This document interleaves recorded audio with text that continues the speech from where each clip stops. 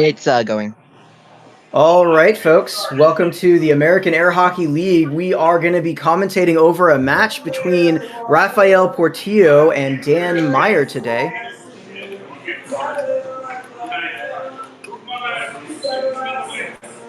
We have Dan Meyer, who has challenged Rafael Portillo here. So Rafael, or Riff as he's more commonly known in the North Carolina community, is number 5. We have the players here getting ready to start. Here we go. This is going to be a challenge match, 4 out of 7 sets that we're going to be seeing here.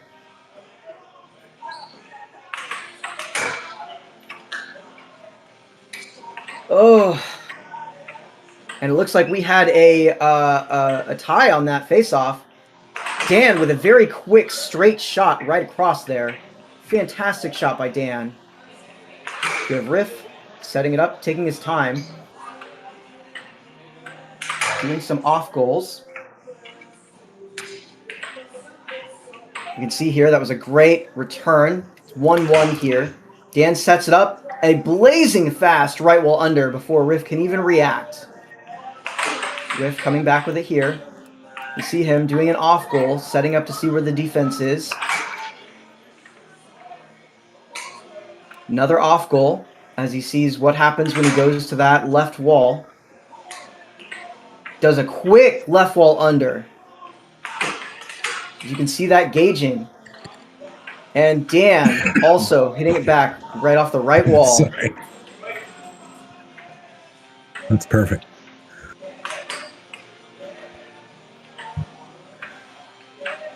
And I'm being joined here all the way from Ireland by 2-time world champ Will Upchurch. You got it. How's it going, Hermes? We're at 2-4 here. Dan taking a quick lead with those very fast right wall unders. See Riff lining it up. Just gets that. Yeah, it was a good cross.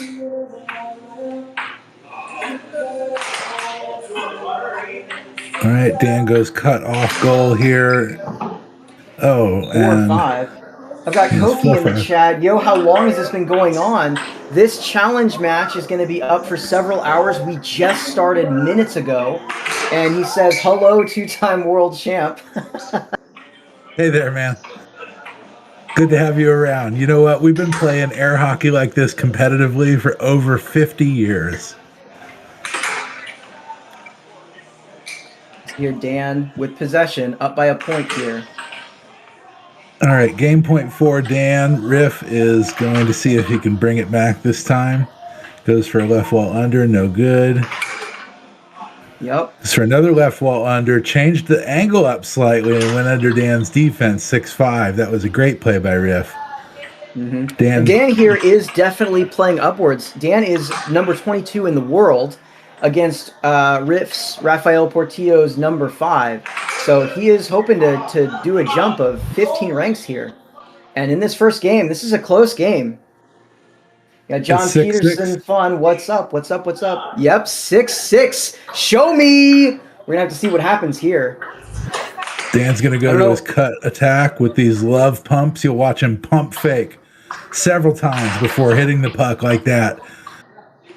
He brought Riff out. That's what he's trying to do. And then he's going to try to bank around him just like he did. All right. Yep. Oh! Oh, my goodness. That was insane. Whoa. So off of a forehand, Riff hit a transition deflection that ended up going right back towards Dan Meyer's goal for the win of that game, a 6-7 in Riff's favor. You know, Dan actually got past Riff's defense there, and I think it bounced off the inside of the goal and back at Dan's goal. And so he was just a millimeter off. It was so fast, it was hard to see. It was so fast. Those forehands, I was watching him in practice, and I've never seen somebody shooting forehands as fast or as accurately off a side-to-side drift as I was seeing from Dan. So I'm looking forward to seeing what he's got up his sleeves today. For sure, for sure. I'm really surprised too, because the last time I saw Dan playing, he was hitting a lot of shots that were very, very close to the left wall and the line, like almost at that corner between the wall and where the line was when he was last here in North Carolina. Yeah, that's his standard offense and has been for many, many years. But I think that he's had some wrist problems or forearm problems, and he may have had to adopt a forehand attack to lighten the load on his wrist there. That was a beautiful cut straight by. Yeah, it was a very, very clean cross. Right out of the way. I believe we're at 1-1 now. Yep. And there it is. Rafael taking the lead, 2-1. Off of a quick left wall.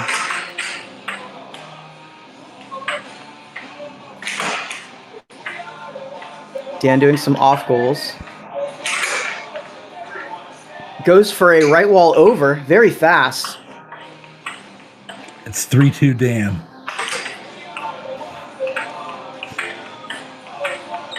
The drift, shooting under and cut straight off of it. That's a classic combination. We do have the poll up here. Who do you think is going to win? Rafael Portillo or Dan Meyer? Let's get a vote, folks. Let's get a vote. Nice trap by Riff to get the puck. He's still going to that circle drift. All right, there. He slows it down. Brings it up. Is he going to go for the under here off the cut? Nope. He's hammering Dan with cut off goals. Oh, that was a great cross. Wow. Oh, man. That is extremely hard to block. Yeah, some people say the lefty cross is the most difficult shot in the game to block, and it's hard to disagree with players like Riff Portillo and Anthony Marino. When they shoot those cross straights, there's just no way to block them. I genuinely think that I don't know if I would agree with that specifically. I still think that the Bizarro cross, if you can get the speed on it, so from a left-handed player, that would be left of center. I think that cross going to the right side of the goal, and then a strong wall over shot. That combination there, I think, is one of the most powerful ones in air hockey, because it's more difficult to get it from that other side of the table. Whereas if it is coming from the power spot for Riff, that's going to be that right of center spot, you know. I think that really, really measures up. But it's difficult to say because nobody really plays that style. Yeah. All right, I think we're looking at 5-4 here. Dan just hit Riff with another quick release right wall over, which is a shot that seems to be open for him. I'm going to see. Oh, wow. Riff hits him with an early release cross cut. Dan comes out firing with a right wall under. They're just trading blows right now. 6-5, I believe. Oh, what? I want to say it's 5-5. The ref's hand is showing 5 for Dan, and I believe that Rafael either has 5 or 6. We'll find out here. Oh, yep. Wow. See, that was almost the same thing that happened before, where Dan had this like almost back by the goal charge, where he tossed the puck right back at Riff. Oh, Dan hits a nice power straight off that circle drift, but it just flutters off the table.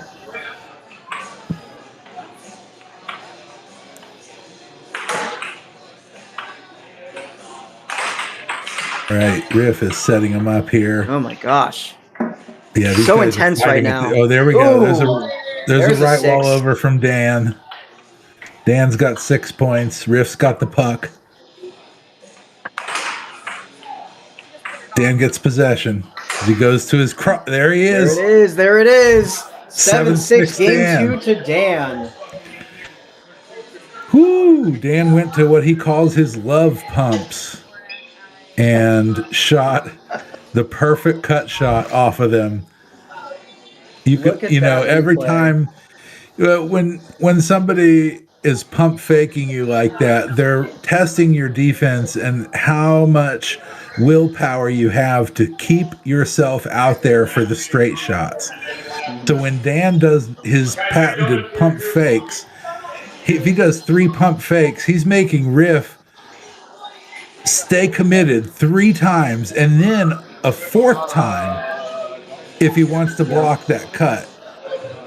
And it's so hard to do that when Dan gets in that pump fake rhythm. He can really make you do the opposite of what you need to do on defense. Absolutely. So if you guys are just tuning in here, we are watching some competitive air hockey.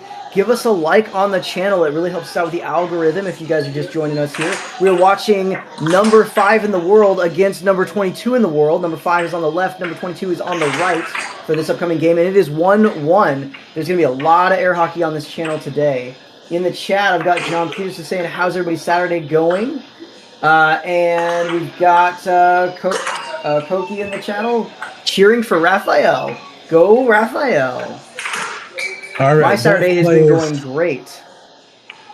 Both players have come out testing each other. Nobody has scored yet. Still 0-0.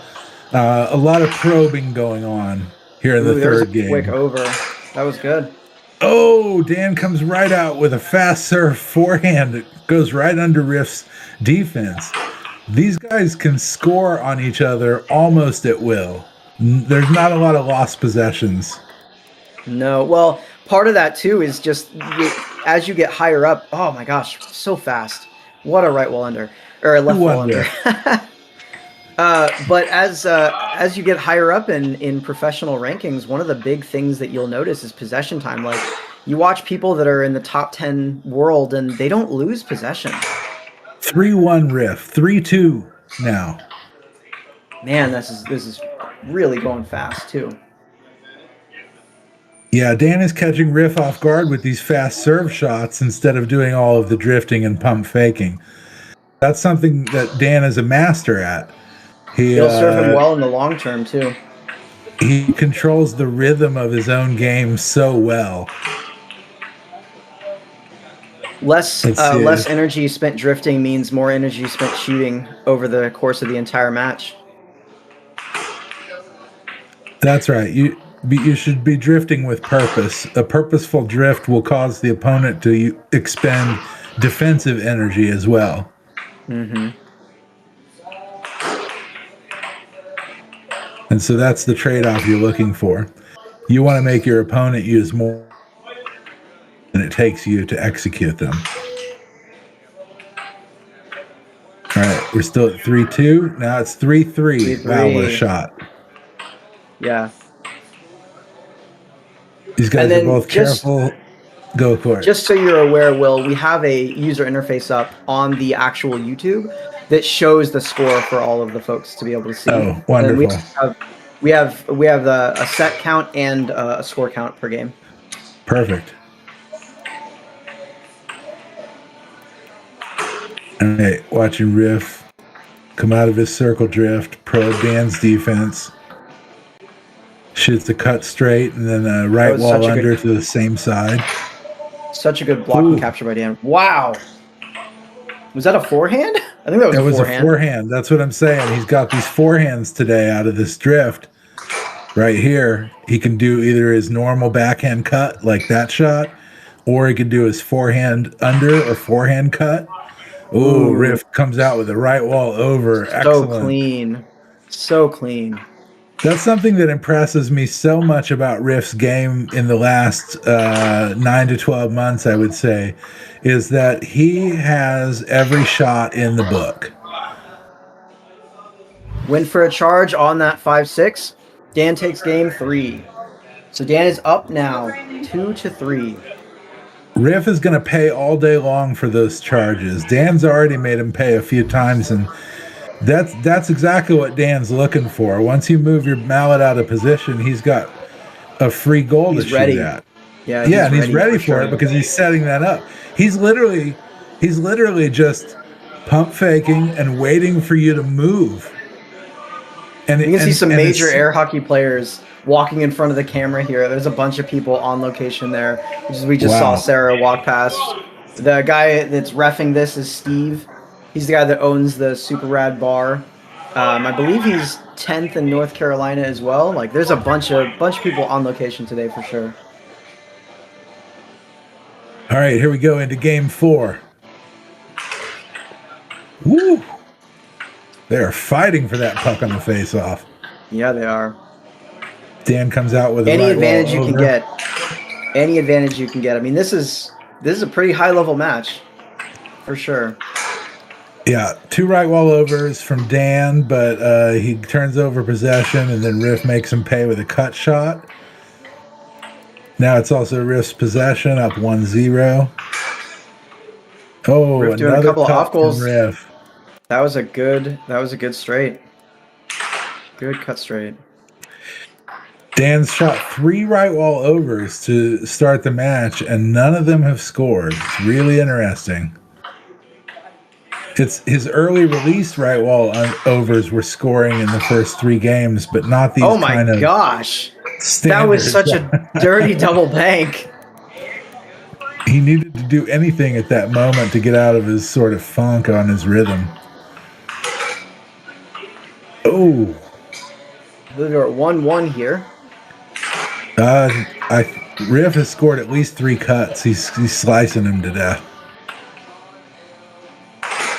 That in here. Is that really?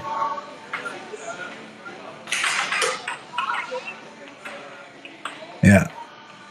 It's 3-1. All right. 4-1. 4-1. Got Dan on the under that time. So it happens when you score 3 straight shots in a row, then all of a sudden your bank starts working. Yeah. Well, I wonder why that is. Yeah. Yeah. Woo, for those listeners who are not on the table in competitions, you basically have the ability to block either a wall shot or a straight shot, but you usually can't choose both. That was a very fast wall. Right off the serve. It was that early release off the wall, like I was talking about, and it went under this time. So Riff is just susceptible to both, as long as it's from that specific release. Yep. Wow. At least for now, Riff there. Players of this caliber adapt very quickly. Well, just right there, Riff. The thing is that Riff adapted and was able to just cut against Dan. He found the rhythm of it. That he did.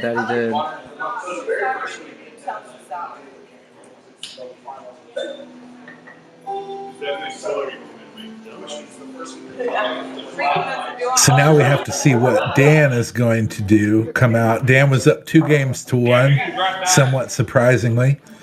But Riff wins convincingly in game 4, and Dan didn't really even have a chance to get much started.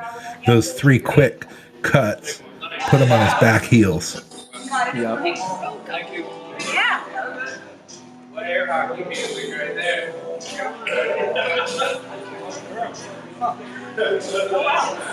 Each set of this match is the best 4 out of 7 games. So the first player to win 4 games wins the set. Right now we are looking at 2-2. It has been a very, very close matchup right now.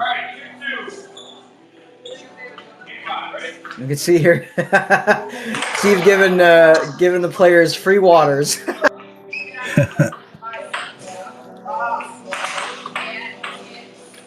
That's real super rad hospitality right there. There you go.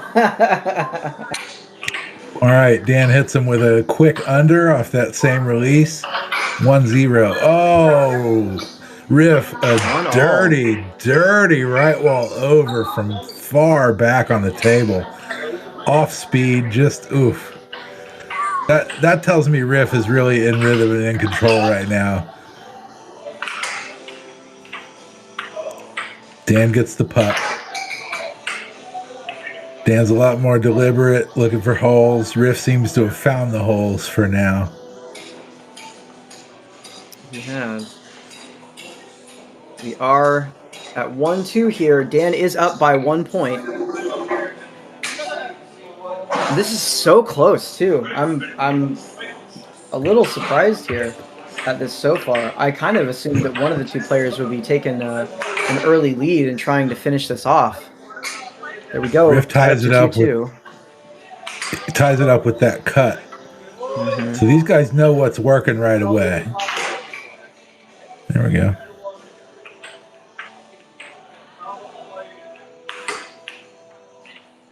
Going for an off goal. He's looking for openings here. He wants that bank under. He's tried it, missed it a little bit. He saw where Dan's defense was. Let's see if he ends and then he goes for the cross. That's such a textbook sequence of shots from Riff, and Dan gets possession off of it. Dan's having trouble keeping the puck on the table. Not sure what that's about.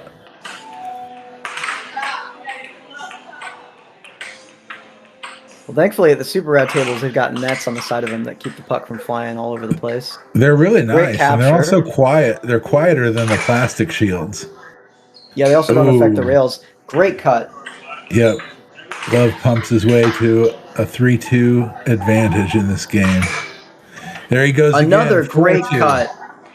Riff has got to adapt to that. That's if Dan keeps putting that pressure on Riff, he can really, really make this a close match.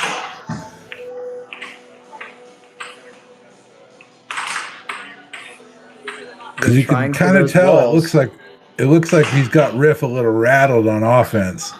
He's just not controlling the puck like he was before. Ooh, and then but you know what? That cut is going to solve a lot of issues for Riff today. Got an off goal, testing where Riff's defense is at. Tried for another off goal, but Riff captures it. Very nice get. Riff doing an off goal of himself, reading the charge. Surprised, apparently. Does another off goal to see if he does it again. I'd like to go back to this cut. 4-3. There he goes.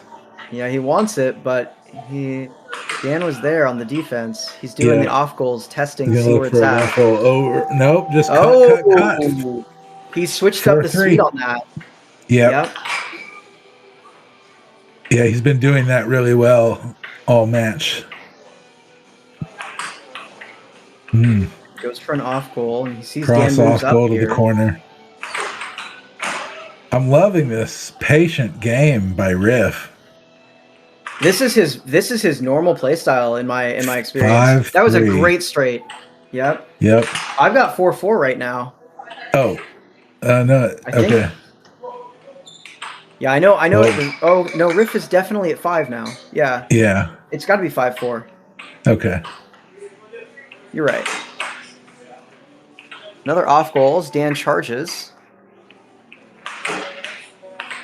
Doesn't charge in this time, though. Same off goal. Riff is trying to create some openings in Dan's defense with those off goals. So if you're just tuning in, you're wondering like what we're looking at here. An off goal is when they shoot that puck to the corner to read and see what their opponent's mallet does, to see like where they go to block.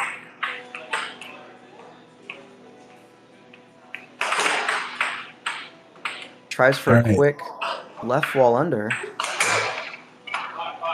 Oh, nice. Dan hits him with another cut.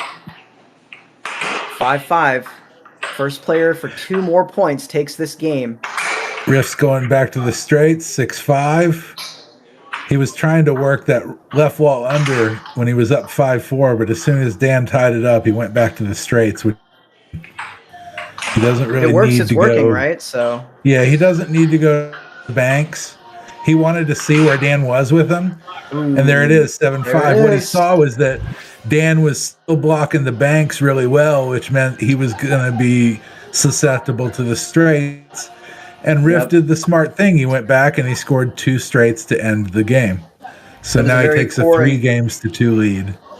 Yep. That's a very core basic lanes of attack notion where Riff, seeing those lanes of attack, ends up making a shot given what he thinks is going to be open.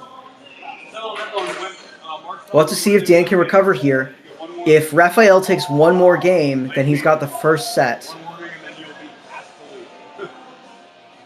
We have that poll up, folks. You guys want to vote? Who do you think is going to win this? Who do you think has this? We got 74 people watching. Let's get some votes in. And while you're at it, if you give us a like, it'll help us with the algorithm, bring some more people in. Yep, shout it out. Give us some questions to answer while we're on the stream.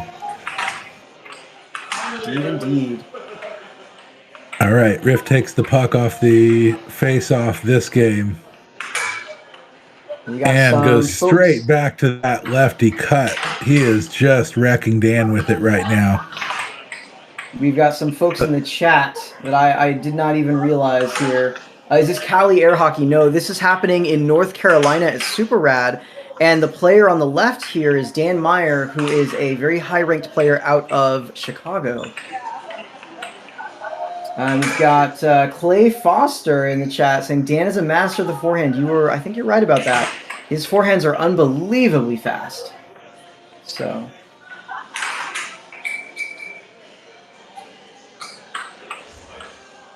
all right. We're at 0-2 right now as Riff has taken an early lead in this game. And again, if Riff gets this, then he wins the set. Oh, 2-1 Dan. That was his fast. That was really fast. Yeah. Ooh, Riff goes under to go up 3-1. That is a huge momentum swing to be able to go up by 2 with a bank when he's really been scoring with the straights. Now he's kind of freewheeling again. He's going back to the cut again. Yep. I think that was an intentional off goal. Yeah, it was. He was seeing to see if the defense was open, figured out the timing, and then nailed it in. That's sick the way he's doing that these days. Yeah. Does it again. Oh my gosh. Timeout, Dan. That's got to be. I mean, it's 1-5. Like, it's an uphill battle here for Dan to pull this back. Goes for an off-speed. Boy, Dan is going to have to figure out that cut. Man, that was a fast right wall, but it wasn't able to get in. Captured here by Riff, and he just shoots it in, gets the over. Yeah. Wow. Let's see here. Yeah. Off goal off that straight. Dan, nice save. I think it's still his puck, but yep. Yeah. Oh, he missed. That was so close. And Dan's just trying to shoot straight at the goal. Any shot he can get. He's not even probing the defense at this point. He's just trying to get a shot in. Tries for that double bank. Almost an intentional double bank. Now he's chasing. My gosh. Yeah, transition double bank that almost went in too. Definitely having some fun here at 6-1, but Riff is going to be all business until the set's over, I think. There he goes. Yeah. There it was. He went for that off goal cut and then went for that right wall under. That was so fast too.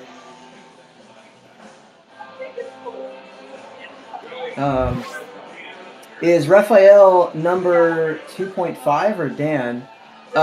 Riff is number 5 in the world, and Dan is number 22, if that's what you're asking.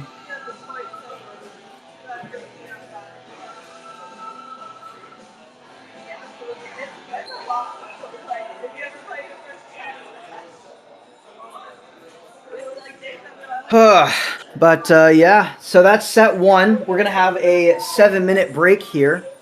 And I would like to just shout out a couple of things. We've got Super Rad here, and the guy in front of the camera right there, that was Cameron Moore, one of the air hockey organizers out here as well.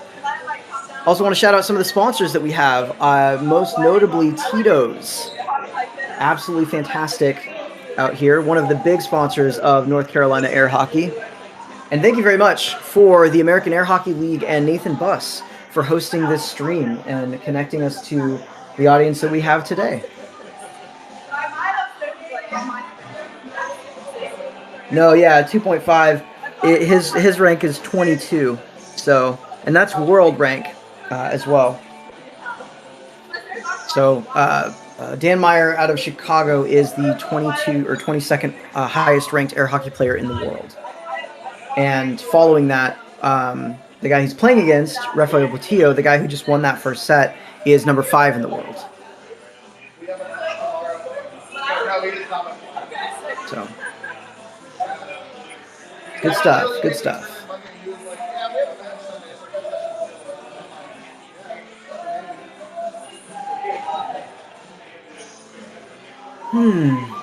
So, Will, I got a question for you. You live over in Ireland, if you're still there. What is something Yeah, that you sure. miss about the North Carolina community?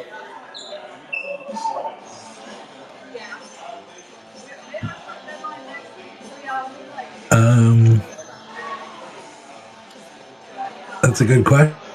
There's so much I miss about the North Carolina community. It caught me off guard there. I was like, what? Now I'm just thinking about all the things. One thing would be access to playing air hockey 7 days a week, basically. Yep. And being able to talk to people about air hockey and talk about, it's a lot of fun. So It for is. me, I would say for me, the highlight is the Monday night boxcar Raleigh tournaments. Yep. You know, it's crazy. I believe you're aware of this now too, but I should mention it as well for anybody who might be in North Carolina hopping into the stream. I just want to throw out there that like we have out here we have now I think it's 5 weeklies a week. 6. There's 6 of them because 2 of them happen on Tuesdays. One in Greensboro and one in Super Rad. You got to be watching Joey's ridiculous fucking defense. Oh yeah, I'm watching it.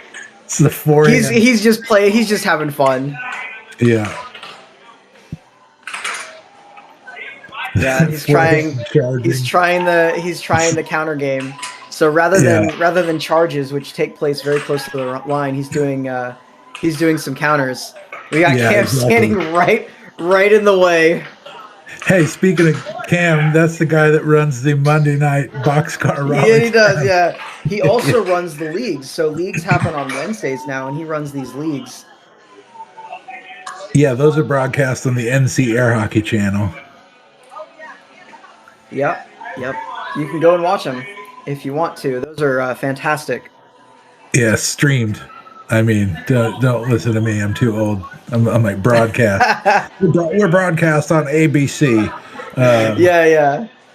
But I was gonna say, like, it's crazy now because you were saying like I could play air hockey 7 days a week. Now you could play air hockey 7 days a week and play 5 tournaments a week if you wanted to. It boggles my mind that there's that many tournaments. Yeah, isn't that crazy? Yeah. So much.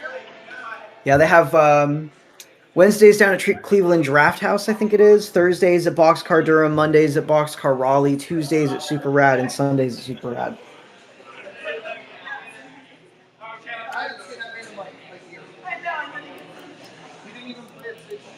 Okay, there we go. Who is your champion, Jiggles? Who are you rooting for? That's a good question. I'm usually very North Carolina, right? I'm very, very, very much like I'm gonna root for whoever is North Carolina. But in this case, I really liked him, and I like the underdog. So, you know.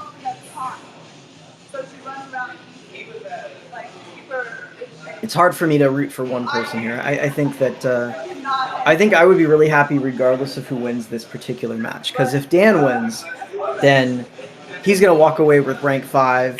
He's a great guy from Chicago. Like very much deserves respect. Deserves to be seen as somebody who's a paragon of air hockey.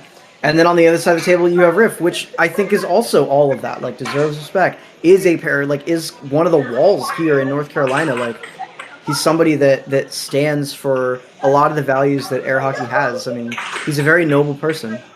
So, all right, we're moving into set 2, game 1. All right, yeah. Let's see.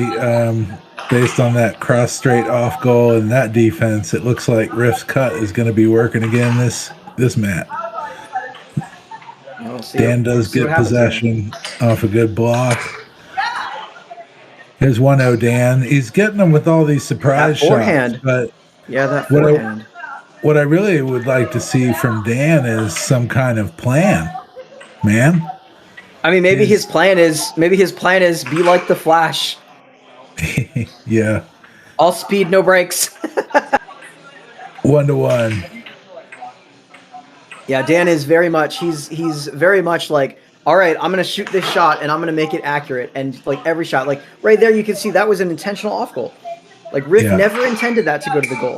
Oh. Oh, he misses the catch. That is the damaging part of off-goal gameplay, is that if you can't catch it, it's very easy to lose possession. Yeah, that looked like a mishit left wall under to me. Dan missing the cut straight there. Hit the back rail with too much force and flew off. There's the cut. So that cut came from just right of center and far back. I want to say, wow, that was a great transition. I want to say that was a push. That was a push release from Riff on that straight that he did. It happened so fast though. Like these players. It was just so from so far back and just right of center. I mean, that's the thing. He's got the cut from so many different areas that you can't block it from everywhere. No. Right there. Well, I would say that's true of both of these players. Oh. I think Dan just popped that into his own goal off the right wall. He just leaned forward into a charge. That right there was a pop straight. That was definitely a pop straight. Yeah. No cut, no deception, just speed. Dan gets possession off the left wall under. Riff has to keep shooting it. Nalia is saying hi in the chat. Hi, Nalia. Looking like we're at 4-2 here, I believe. 6-2 now. 6-2, okay. Riff's gotten 3 points catching Dan charging. Dan doesn't seem to have an answer for the cut straight. I think that Riff's strategy here. Oh my gosh. Yeah. Riff's really flowing. There he goes again. Oh, jeez. And he comes off the back of Dan's mallet because Dan was once again leaning out to charge that thing.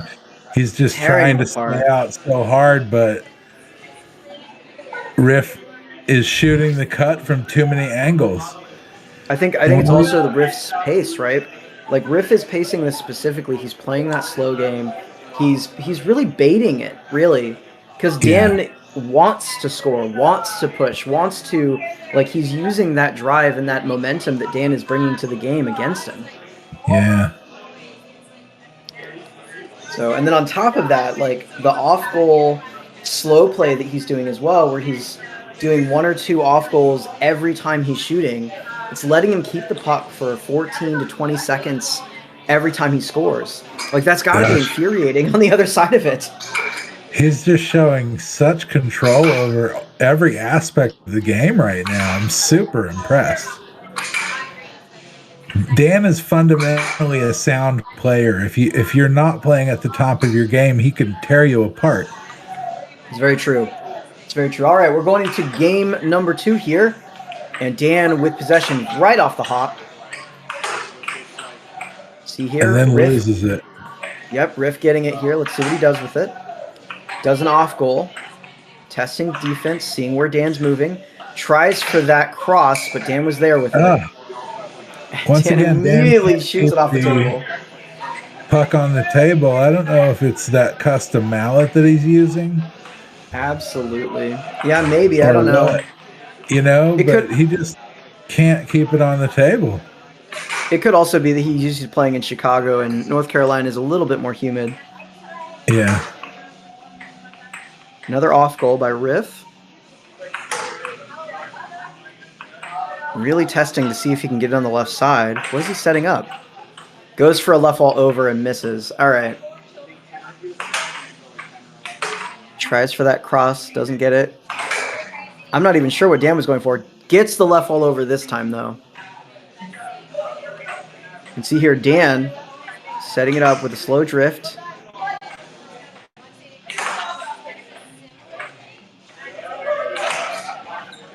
Nice. And he gets that straight in. 1-1. He did 3 pumps, cut, and then 2 pumps, cut. And that's the sort of thing that he needs to do on every possession to keep Riff guessing.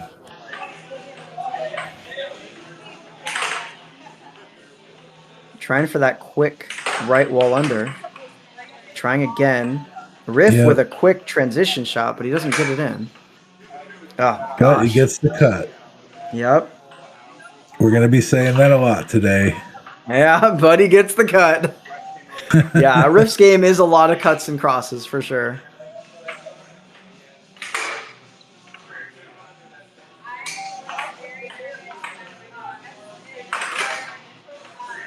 Oh, wow, that was a great over again. That's the second one that he's taken there. I think he's seeing that Dan is leaving it open. Yeah. Riff's concentration. Oh my gosh, transition under. Exactly. That was a concentration play. I was just about to talk about it. He is so locked in to Dan's rhythm right now. He was just ready to go out and snag that transition score. Oh, he wants to end it with that cut. 4-4. Tries for an under.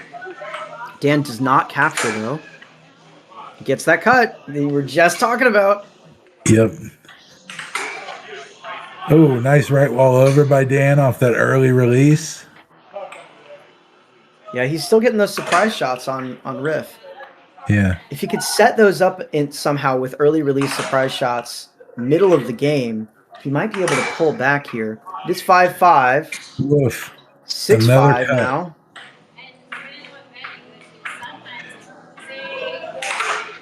If I'm Dan, I'm probably going to resort to changing my stance.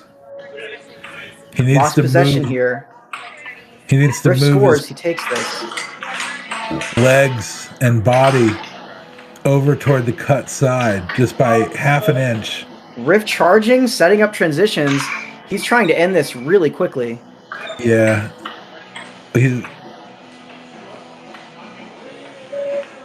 I think he smells blood in the water, and he just doesn't want to give Dan any glimmer of hope. Goes for a off-goal left wall. Oh, tries for that cross, right. Doesn't go in. Dan trying with the transition, but the puck was off the table.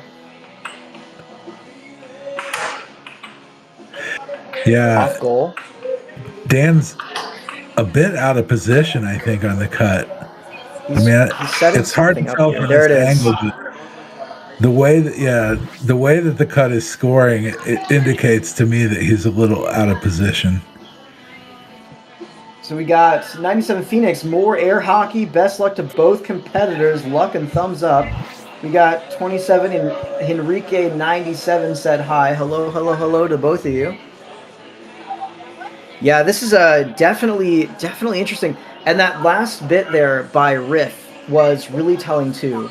I mean, he keeps doing the cut straight off goal that's just to the right of the goal, right? Where he's hitting it very, very intentionally towards that spot, catching it back, watching to see like where the defense is, and he's setting it up so that like 2 or 3 after the off goal, he usually is shooting that left wall, and he's either going over or under depending on what Dan is doing with his mallet.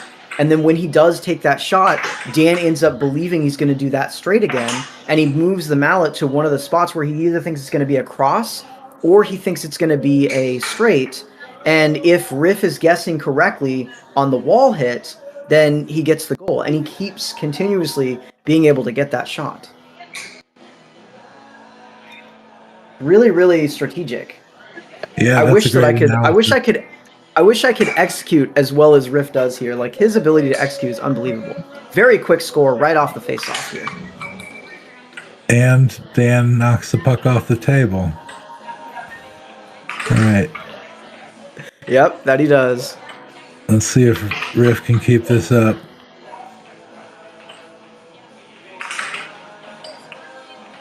Wow, Riff's hitting with a lot of confidence right now. There he goes with the cut.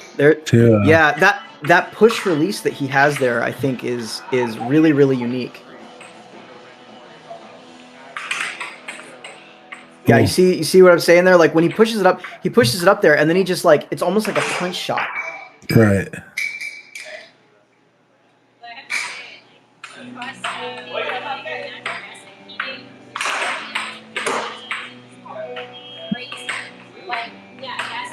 It makes it much harder to read the cross, I think. Goes for a left wall. That looked like it was on goal. Another left wall on goal.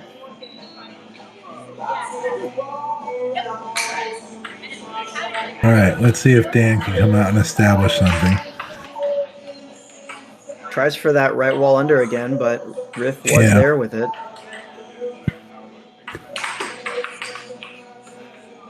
Wow. That was a great capture by Riff. Yeah, Riff's been getting a lot of possessions in these past few in this set. Wow, went for a slow left wall over, but he missed it. Dan responding quickly with the right wall under. Yeah.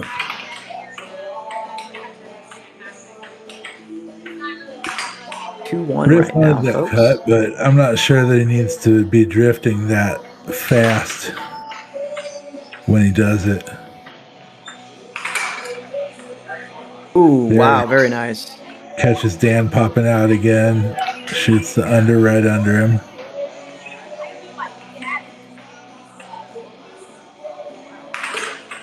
Gets possession. They're trying. I'm not sure if that was an off goal or a missed over. It was a missed over. Yep, because that was the shot he was trying to hit. Yep. He decided, well, he missed it, but Dan didn't block it, so he might as well just try it again.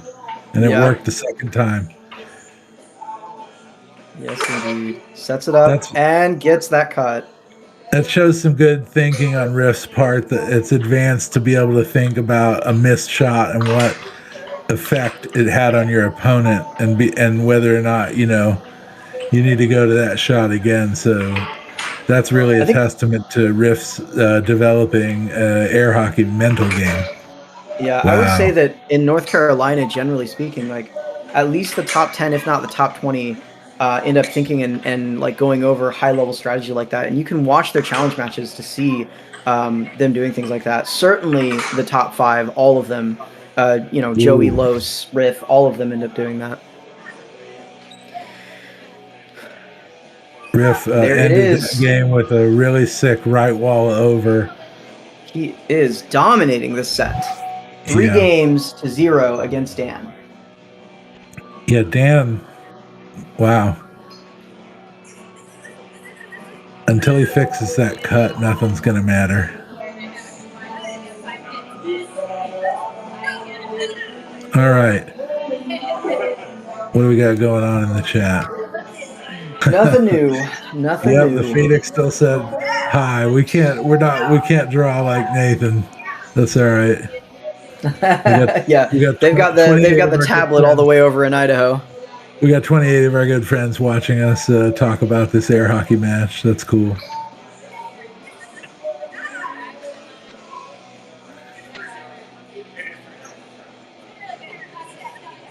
All right, chat. What's the first point going to be? A straight shot or a bank shot?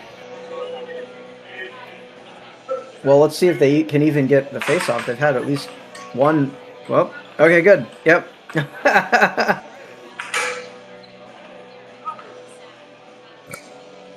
And it was a bank.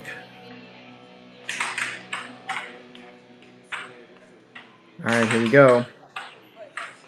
Dan trying to get that straight in, but Riff capturing it. The defense that Riff is demonstrating against Dan's offense is also a big factor in this too.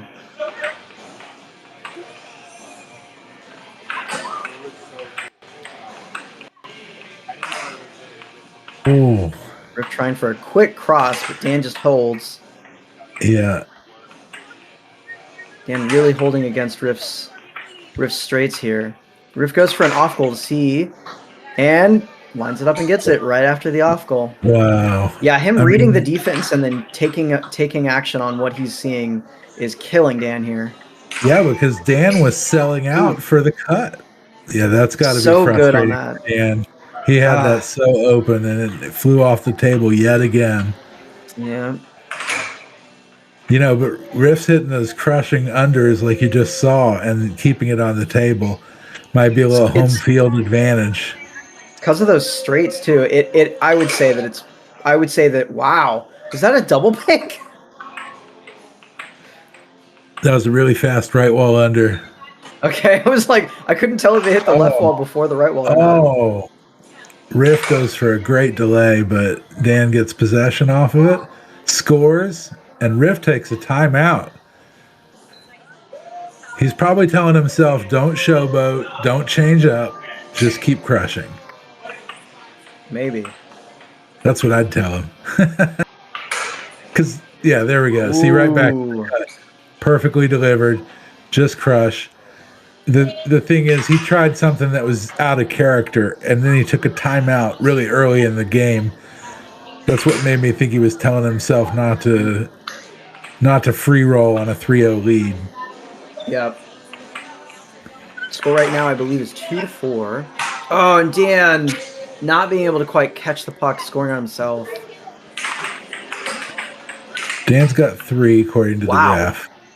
Very fast transitions. Yeah, it's 3-5 right now. Yeah. Oof. Oh, what a cross release. Wow. What a release. Game point for Riff. Cross. Riff is putting on an absolute clinic. I mean, that was unlike any release he's done all match. Oh man, that's got to be frustrating for Dan. Yeah, and then cross, and then he combos it with the right wall over or left wall over. I'm sorry, in his case, that's a perfect combo. And woo, Dan has got to be reeling after that 4-0 crush job in set 2, but that's okay. Dan's a veteran of the table, and he knows that every set is a new set. Yeah, the first set that they had, I mean, Dan really came out swinging.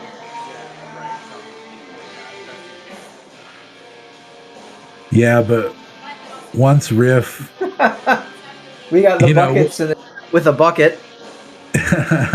that I believe is probably one of the team of the buckets out here in North Carolina. There's a few of them that wear these bucket caps, and they have taken on the team name the Buckets.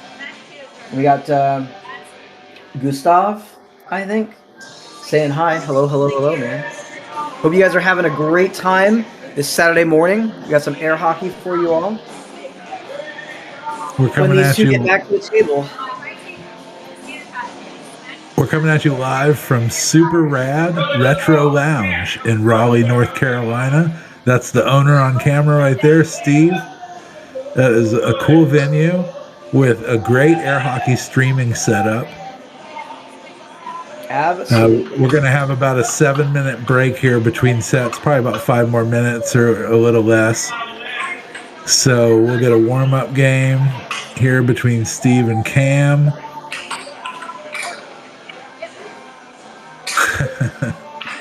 And it won't be as entertaining as the match, that's for sure. Sometimes it's more entertaining. Wow, that was a great straight. Jeez.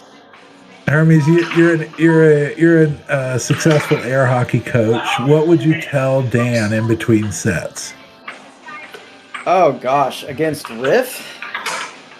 I mean, I feel like there's a certain point where it gets to, like, when players can execute all of their shots correctly, and when it gets to the point where you are playing against these high-level players, it's very difficult to get around the defense. I mean, I think for Dan, he has these forehands that are unbelievable. And I think that the best thing he could do would be to create a strategy that would enable his forehands to be the open shot and use that to frustrate Riff. See if he can unsteady him. I mean, that would be my advice to him is what can you do to make these forehands, to create openings for these forehands? And especially in that last set, like, we didn't see almost any of his forehand shots. He's mostly just been doing, straights and his usual, like, right walls. Yeah, I know, and not very effectively. I like that. I like that advice. Why not go to a forehand attack if you have one? Sure, it's not your main attack, but it might not need to be if the defense is not used to facing it. There's also a second reason for this, which is that his normal speed that he's using on the right walls is making the puck go off the table. Like, his traditional play style that he doesn't seem to struggle with in Chicago is struggling here in North Carolina. But whenever he uses the forehand shots, whether they're straights or whether they're walls, he's not making the puck go off the table with those forehands. So using the other shots to set that up. Fast. Yeah. That's what I would say. But even if you do that, like he's still going up against Rafael Portillo. Like Rafael is one of the best players in the world, objectively. So even if you do that, there's no guarantee you're going to win. So that's I would say all of that to the go there. Yeah. But if he could wrest some of the control back from Riff, right? If he could start winning and put pressure on the fact that like what Riff is doing isn't working, and he can push him out of how comfortable and in control he is, I think that would also end up making a difference. Because if he could push some of that in his direction, then he also wouldn't be so unsteady. Yeah, that's right. In the chat we've got Gustav saying hi guys. Hello. Zachary Donor saying hi. Hey man. Ray Nugent in the chat. How's it going? Just joined the stream. Hey Ray. I wonder if you're on location or not. Hope you're doing well this Saturday. We got Steve playing somebody I don't recognize. Is that somebody from Chicago? I'm not sure who the other player here on the table is.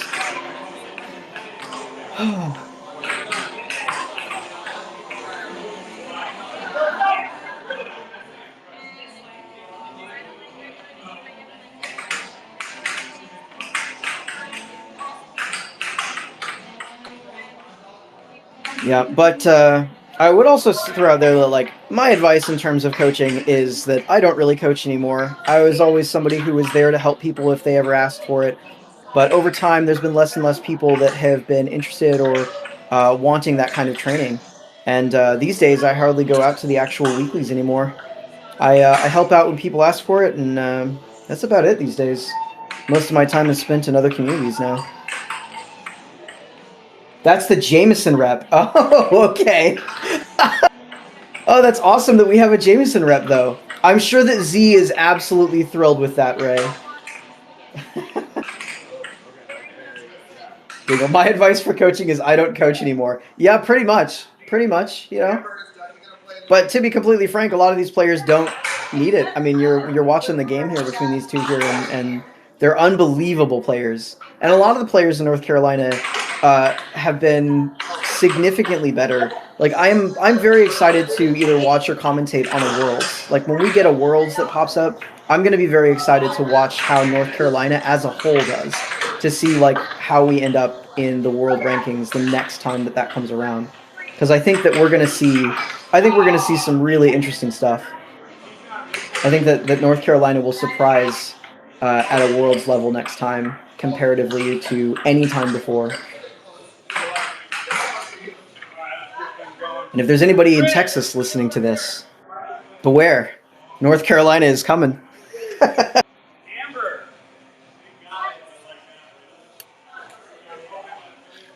Such rampant steroid abuse. Oh, goodness. Yeah, the best players being skinny and lean is some pretty massive steroid abuse. I'll tell you what. Ice table tennis. I wish you could spin the puck like you could in table tennis. It'd make for some really interesting shots. Have some weird angles if you could spin the puck as well as you can spin a ping pong ball.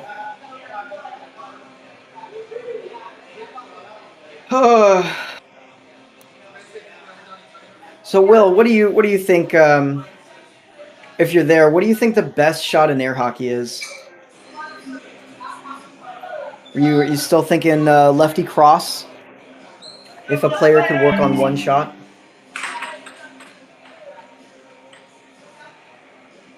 My co-commentator might be taking a break. All right, here we go.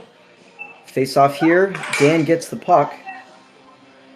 Tries for a quick right wall under, but doesn't quite get there.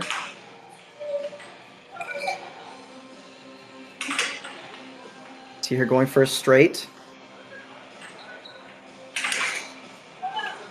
Goes to that right wall under and gets it.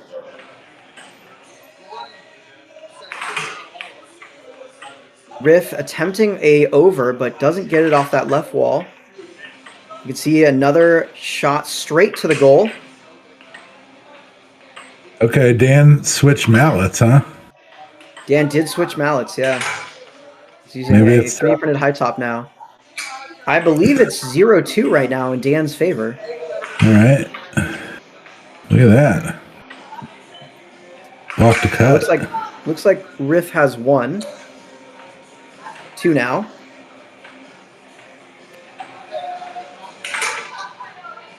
Wow. 3-2. Great shot by Dan. And you notice that the mallet switch has let him keep those banks on the table, and he scored twice. Yep, absolutely. Now Riff shooting it off the table. What's going on here? Anthony M in the chat. Dan Meyer win revenge. Ray Nugent, something understated or underrated for challenge matches is Chicago has some of the brainiest scholars in air hockey. So Dan will have them backing him and giving him plenty of advice. Good, yeah. In between matches, the players have 7 minutes. Dan can check in with his partners in air hockey over in Chicago and get some advice for sure.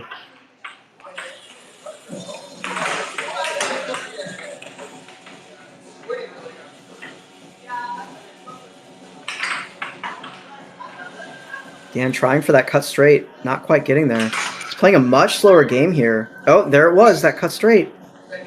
Fantastic showing by Dan. I think it's 2-5 right now. Yeah. Dan going for a slow overshot, setting it up. Tries for that really fast under on the forehand, and Riff was there to block it and capture the puck. Tries for an under. Riff charging. Scores on himself. 2-6. Game point for Dan. Look at this. Dan changes to a red mallet. Riff is seeing red, and Dan is up 6-2 before you know it. It looks like Riff is still controlling it, but he is... Oh! Wow, that was a great catch. What a great one, too. Wow, oh my gosh. Let's just do this. That wasn't just any 1-2. That was a 1-2 off of Riff's mallet. Wow. Riff's got to be wondering what the heck just happened. Yeah, he slammed a straight cross. I'm not sure anything happened. Hit the mallet and then just went for the right wall. Yeah, just nonchalant. Just like, oh, okay, I guess the right wall's open. Yep. You know what I mean? Caught him resetting or, thinking about going out to get the puck, whatever it was. Riff was stuck out there, and Dan just pounded it under. But, honestly, he defended a cut straight for the first time in maybe the match. So maybe the mallet change has changed something about the way he's defending. I mean, it is definitely a difference between a low top and a high top. Can change up a lot of it, but the different mallet changes things too, right? So I believe that the mallet type Riff is using is a very traditional cream.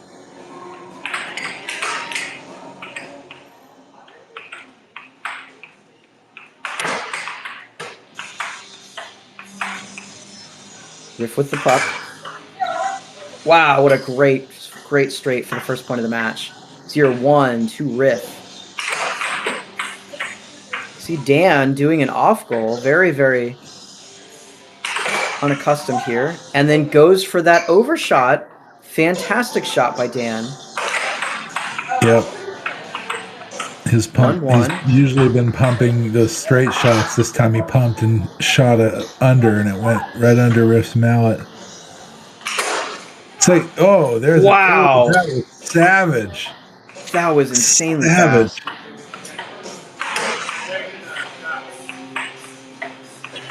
Dan getting his entire arm involved in that fake.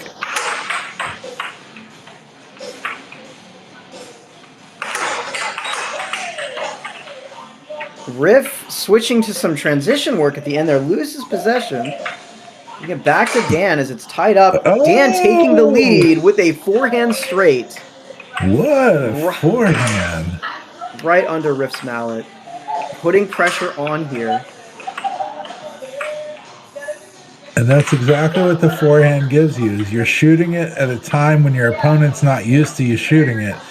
So now all of a sudden they have to defend a lot more of your drifts than they were when you were only shooting backhand. Riff playing a lot of transition here. Does an off goal to the left corner. I think he's feeling a little bit of pressure from Dan. Gets in the under. That was a perfect setup. It was very fast too. 2 off goals into a left wall under. Dan back with possession. It's tied up 3-3 here, folks.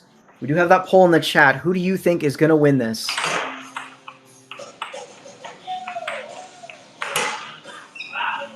Oh, that was a miss. Miss cut straight. Riff doing an off goal.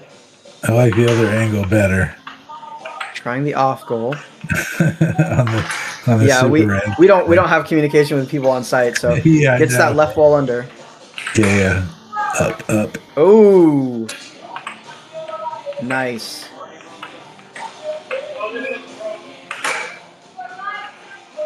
Obligatory, is this a Dave Buster's? No, this is Super Rad Retro Lounge in downtown Raleigh. We are seeing a world rank challenge match between Rafael Portillo, number 5 in the world, against Dan Meyer from Chicago, who's flown in for this challenge match, who's number 22 in the world. Dan is up a game right now. That's Dan Meyer on the left and Riff on the right. That's correct. Oh, man, and Dan gets possession again. It's tied up 5-5 here. Oh. Riff with a great block. Yeah, Riff baited him and then blocked it and got possession. Ooh, and gets the point on an over. Fantastic. That was a great sequence from Riff. Great Dan misses the over. That was wide open, too. Tries the under, and Riff is there to block it.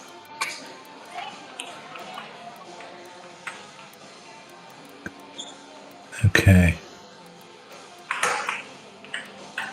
Riff goes for an off goal. And then tries the cross. Dan blocks it, but gets it scored on himself, giving Riff the second game of the set. It is now 1-1 in games. Mike, been a while since I've heard Hermes. Hi there. I do commentate, but only when they ask me to. It doesn't happen very commonly. And it's usually for North Carolina. But I appreciate the recognition.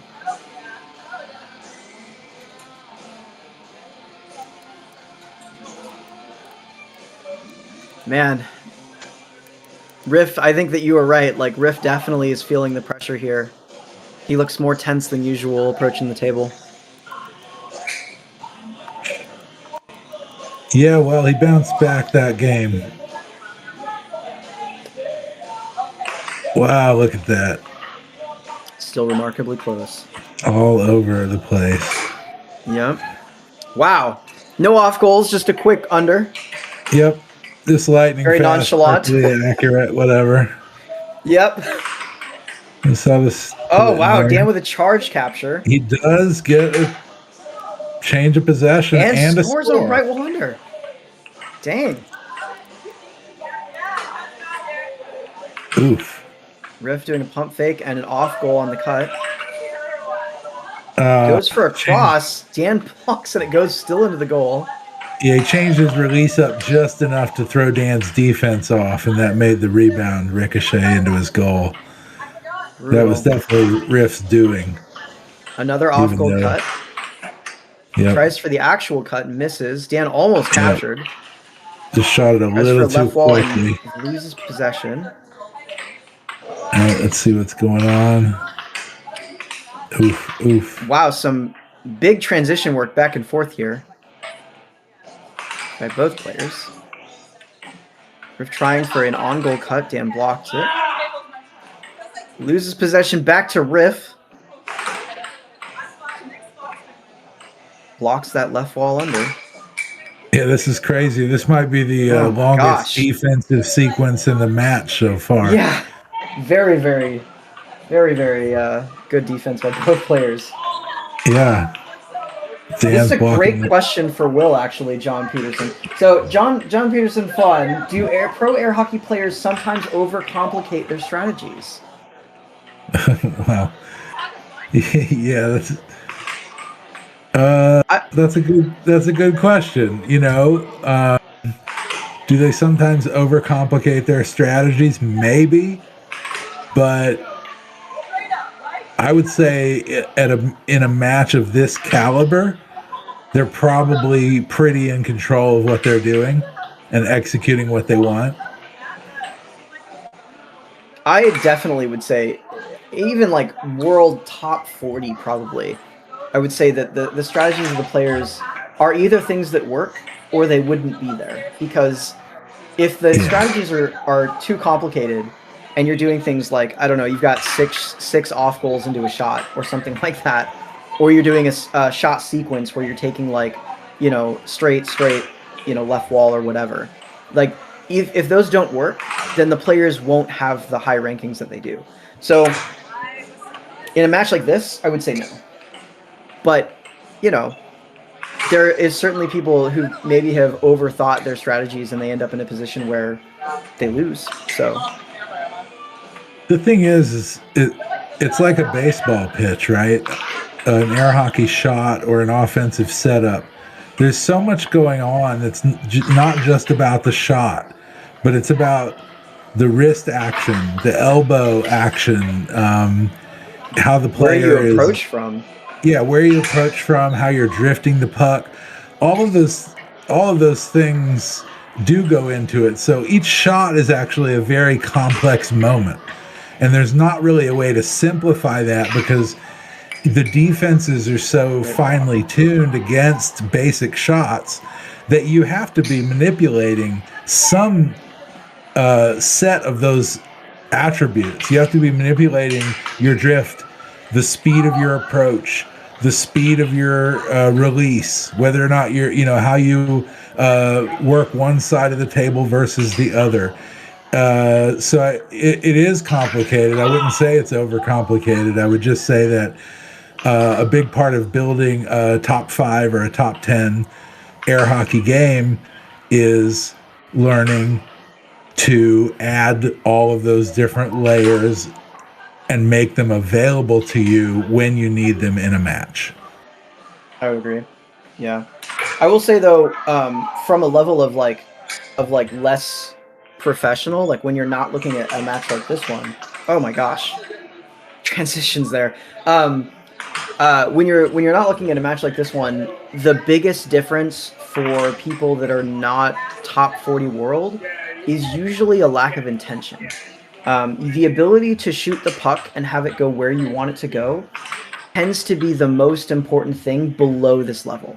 And I personally would say that in terms of that question of like, if it's a player that doesn't have the ability to put the puck where they want it, when they want it, then being more strategic is often going to hurt you more than help you. Because if you don't have the accuracy to execute where you want it to go, no amount of strategy is going to help you, because when you shoot the puck and it not going where you want it to go means you're going to miss. And so it just creates a more complicated setup for less professional players.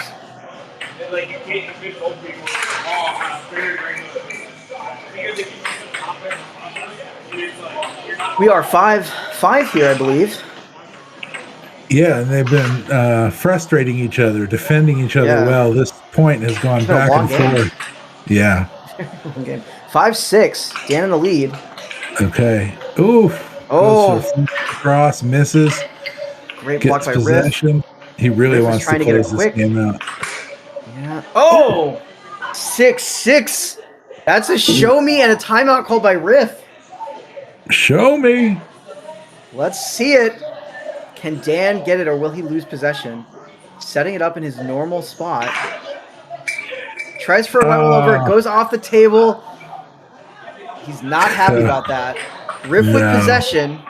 It's a brutal time for that to happen. Oh, man. And, this is a tiebreaker game. Riff with an off goal, but keeps it. Goes for another off goal. Here comes that cut again. Oh, there it is. You called it. There's a cross. Dan played zone defense, and it worked. That was a really smart play by Dan. Dan with an off goal. Another one trying to read where Riff is going. Boy, nerves are tight. This is so intense. 3 off goals by Dan. Well, you know he doesn't want to shoot a bank because he's been losing it. Table went off here, so we're waiting for the table to come back on. I wouldn't be surprised to see him come out with a forehand bank. Yep. Off all those cuts. 4 off goals. Dan really, really doesn't want to lose it here. Another cut. Yeah. I'll tell you. I don't know if that was supposed to be on goal or not. Goes for the right wall under. And Riff was there. And Riff with another medium speed right wall over. That was a hell of a game on defense for both players. Yeah. And my gosh. Wow, Dan. Look at this in the replay here. Such clean execution. Clean execution. Oh man. That was a very intense game. Yep, it was. Let's go to the chat here. Hello, Michelle Miller. John Peterson, yeah, you're right. Hey, if you like 6-7, you should watch one of the American Air Hockey League streams where Nathan is commentating, because he'll have you yelling 6-7 all night long. Absolutely. We got Nate Air, Go Sabres. So I was asking you earlier, what do you think the best shot in air hockey is? And I remember we were talking about this earlier, and you were talking about the lefty cross. Well, but most players are right-handed, so. I think I was saying that there's a thought out there that the lefty cross is the most difficult shot in the game to defend against for a right-handed player. I would agree with that, actually. Yeah, for a right-handed player, and especially because there's just not that many left-handed players. There aren't that many left-handed players, and just there's something about the way the lanes that it uses to score and how right-handed players typically stand and position their mallet on defense. Mm-hmm. It's really tough. But you know what? I mean, frankly, every shot that Riff shoots is difficult to block. That's true. Yeah. I mean, he's such an accurate player, and he has such a mastery over the speed of his shots, where they're going, over the strategy of, like, because we've watched it, a dozen times now. We'll see 1, 2 off goals, into whatever the piece is, and he just gets it. All right, here we go. Okay.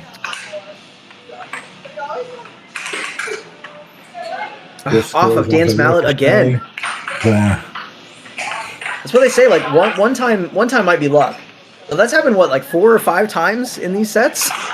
Well, and it's happening more and more because I think Dan is so focused on staying steady on the straight shots that some ricochets are coming off the back of his mallet before he allows himself to move to corral them. Very true. He hasn't played nearly as fast as he was playing in the first or second set. No, and the high top mallet change is going to have something to do with that. True. Slows down the play. Yeah. Boy, Dan is hitting some amazing shots, and Riff is just blocking such a high level.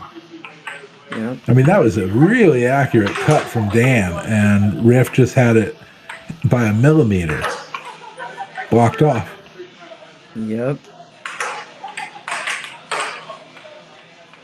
Riff with a little bit of a transition there because he missed his cut. Gets the left wall, though. Pushing us to 1-3, I believe. I wonder when the last time these guys played was. I wonder how surprised Dan is to see this version of Riff. I would guess that the last time they played was probably the Chicago Open. Oh yeah, Dan beat Riff in the Open, didn't he? I think so. Yeah, I think so. And with a straight right down the middle. It's a very uncommon shot to see. Yeah. Especially score. That was a wide under all the way to the left side of the goal by Riff there. Oh, that was a nice off-speed right wall under by Dan. Shake some pace off and make Riff commit to the over. Ooh, Riff almost scored on himself there. How did that come out? Dan blocking that cut. What a great block. With possession. And fires back a cut. Now 4-4. God, that was so accurate. And you could see Riff's wrist just pop out of position as the cut sailed by. That was beautiful. Yep. Perfectly timed. That's the thing. Oh my God! What a great block! That was a still plucked block. Yeah, it was. That's like magic when that happens. So cool. Like Doctor Strange just stops the puck in midair. Riff getting the point. Yeah. You can see Dan shaking his head. He's not happy about that last one.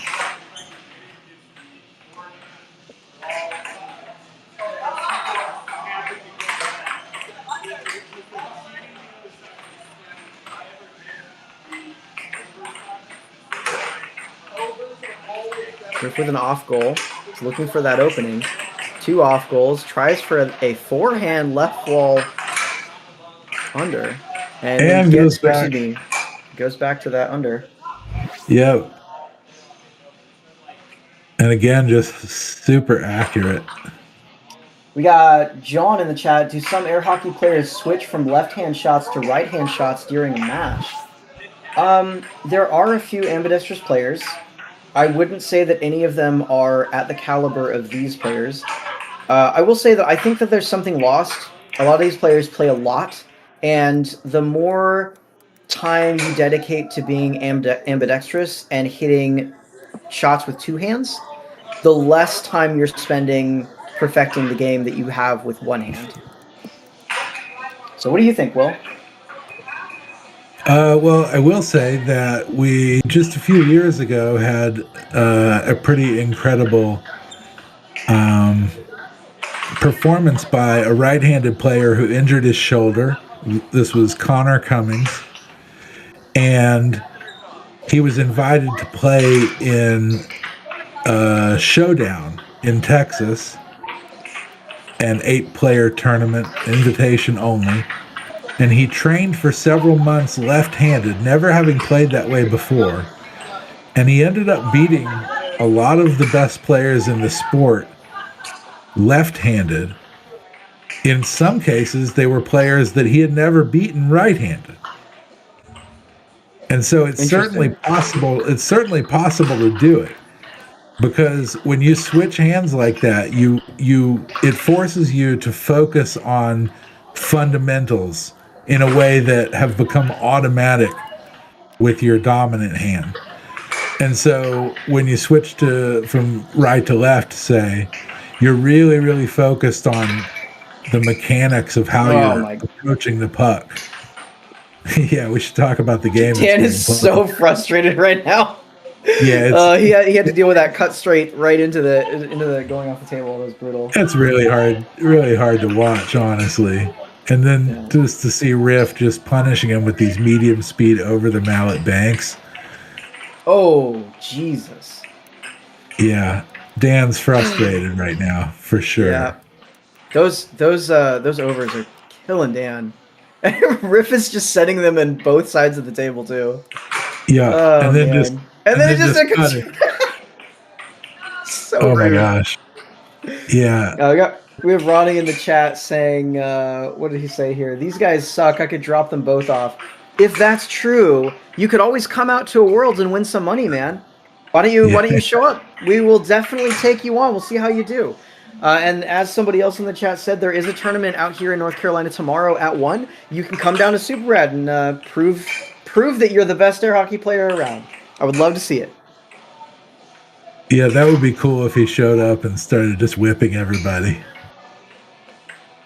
Yeah, it's funny too because, and this is one of the reasons why Nathan does Overthrow the Pros, is because we get people. Oh, man, those cuts are so good. I know, right?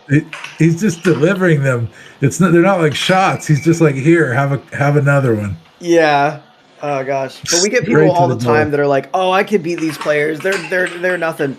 And that's why Nathan will do Overthrow the Pros, where like he'll go out and for a full night, just back to back play anybody who wants to play him. He'll offer them $100 if you can beat him, and like literally nobody has ever been able to. A lot of people think that they're better at this than they are. He's been doing it for like 3 years. Hey, I like that energy, man. I was recording a podcast with Mark Robbins the other day, and I was remembering the day that he and Paul Marshall came into the arcade where I hung out and introduced me to this sport. Yeah. And I said, hey, man, when you came in there, because he said, I said, do you remember much about that day? And he was like, no, man. He goes, I did a lot of exhibitions, and you were just another kid I was beating up on the table, you know? Yep. And I said, hey, when you walked in, you were walking into our arcade. Like, I was like, I'm going to beat this guy. And then they told me he was a world champion, and I was like, I still think I can take him. Yeah, right? So I had the same energy. I was like, hey, who are you walking into this fun factory?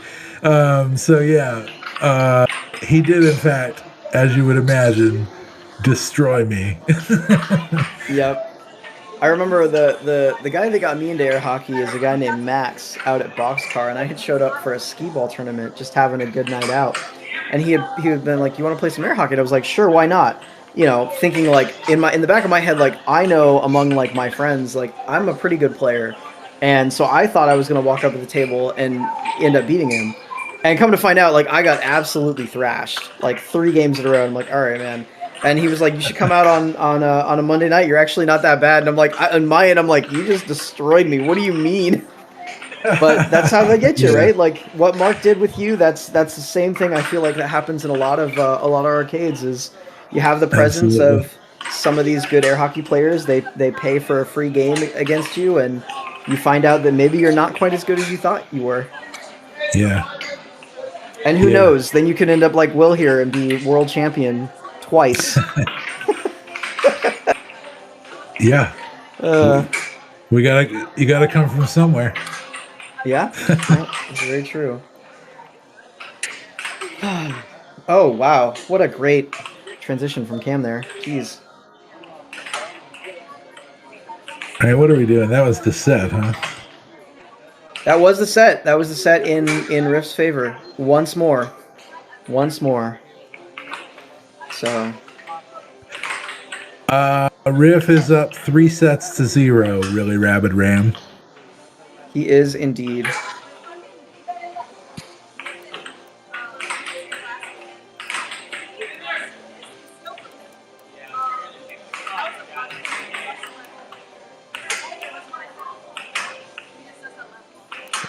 John asking, did Nathan get his number 1 rank backers? Peter Kai is still number 1. Peter Kai is still number 1 as far as I know. Yeah.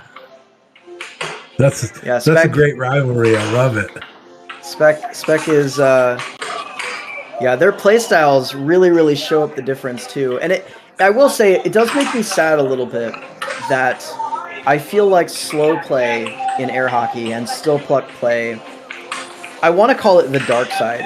You know, like I feel like it's the quicker and easier path to being able to compete, but I also don't think that it's the best, right? Like I still think that the transition play and being able to play at speed the way that Nathan does, I think that is the more skillful way to play.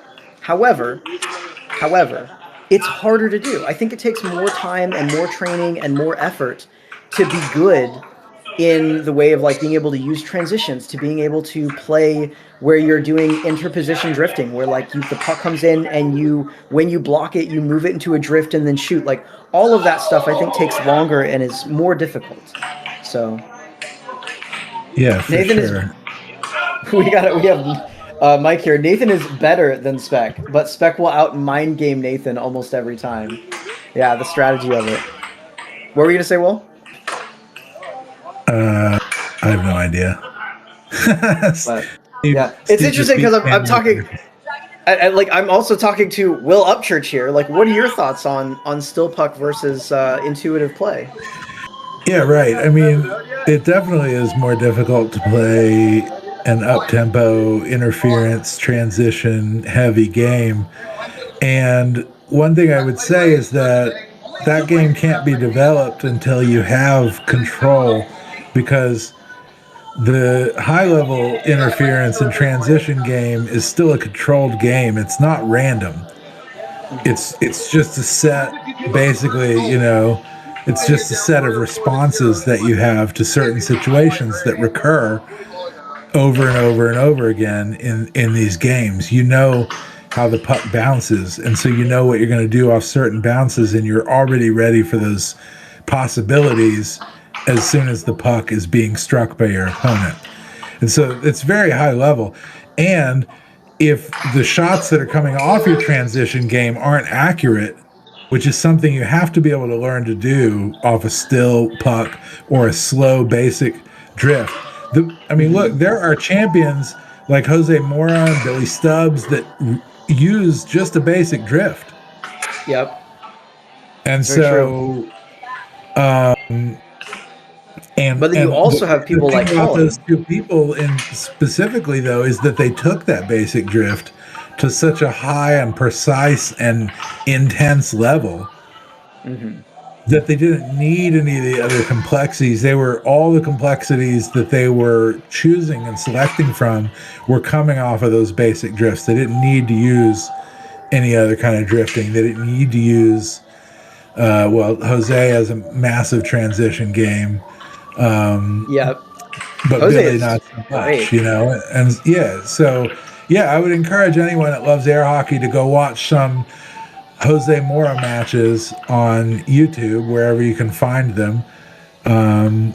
There's a recent Centerline Showdowns. The Centerline Showdown. Yeah, but there are some air hockey channels out there that have historical match footage of Jose playing, and it is a sight to behold.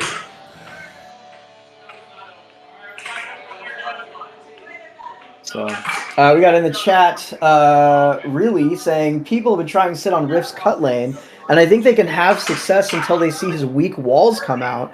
Makes them overcommit to that side and reopen that cut. That's Cut's lane. Master class. It really is, actually. He is an air hockey master after all. So...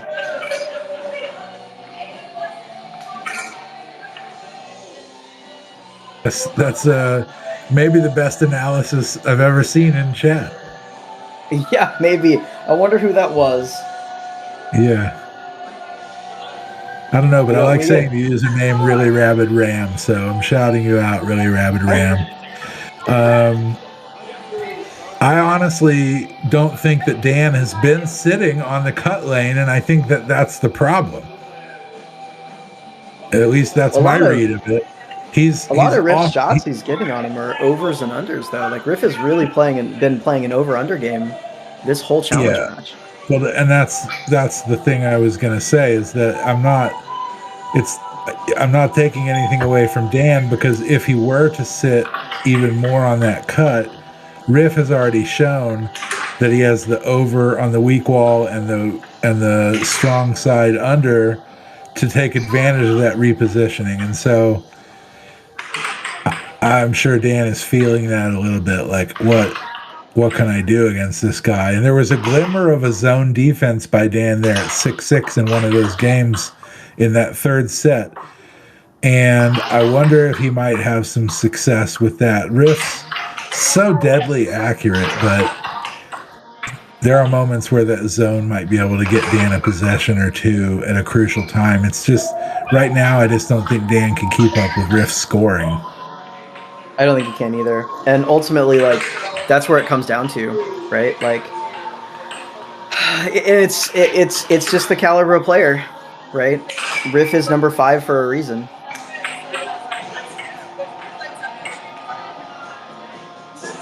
Yeah, and then here's the thing: is, like, he's got those off goals too, right? Like those off goals that open up the. Yeah, just like that, right? Where he gets that left wall off goal. Dan's mallet drifts to the left, and it's holding there. And then you see him hit that cut, and it's just a perfect execution in.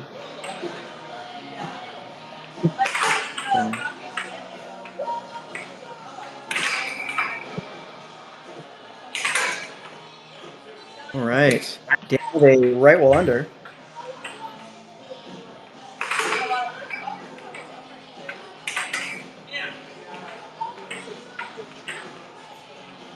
You see here, Riff trying on that left wall again.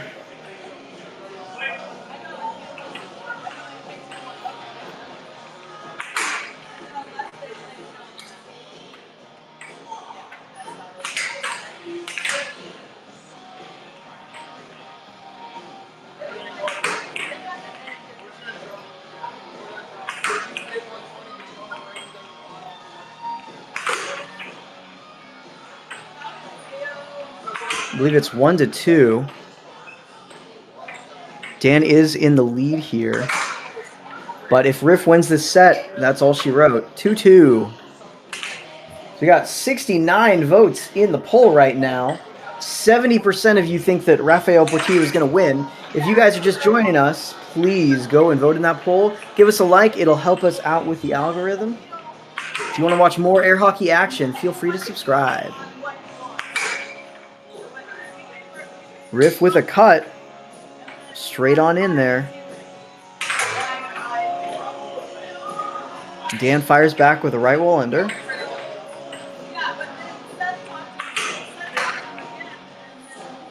Loss of mallet by Dan here. I think he might have slammed his elbow onto the table as well. 4-3 with Riff in position and in the lead.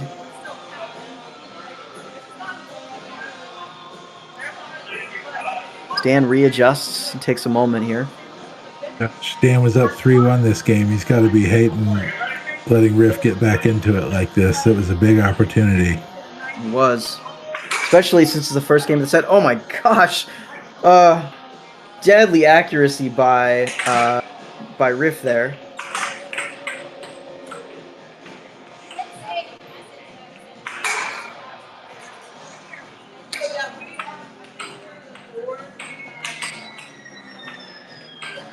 Dan pulling out the forehands again. Yeah, I still think that forehand game that he brought in the first few games was working really, really well. I think that he really, really could pull back a bit if he had done that. In score here was 7-3, so Riff kind of came back with 7 points in a row there against Dan, who was at 3 points for the first game of this set. That was pretty brutal. So we've got Really Rabid Ram. It was the second best lefty in NC.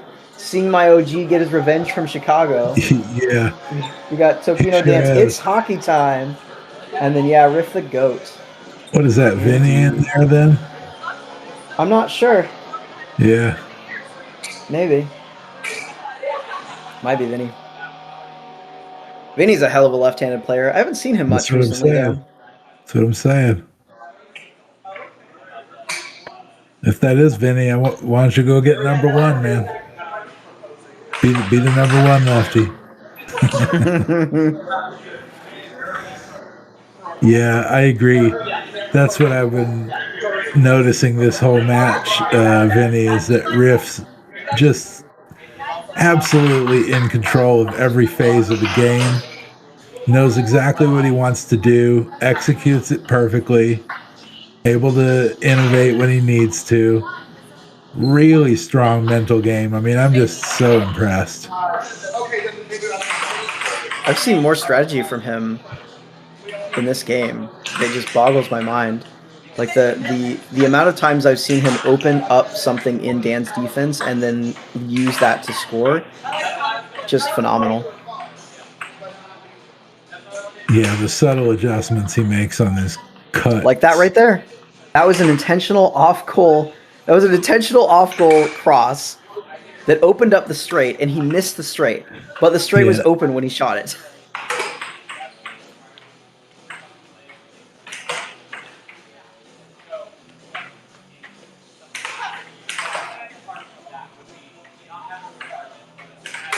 So it's remarkable to watch that level of precision. Great over by Dan. Yeah. Wow. I mean, that Riff was a just wide under by Riff. He's just scoring at will. I think it's 2-1 right now, so I think Dan's in the lead, or maybe even 2-0. I thought Riff scored. It's 2-1. Okay, yeah. Yeah. So Dan is in the lead here, but as we saw that last game, that's no guarantee. No. Great block and capture. Yeah, Riff telegraphed that. Oh, Dan missed the over and it was open too. There's that forehand. There's that forehand. Yep, so open. Riff getting it in. And back.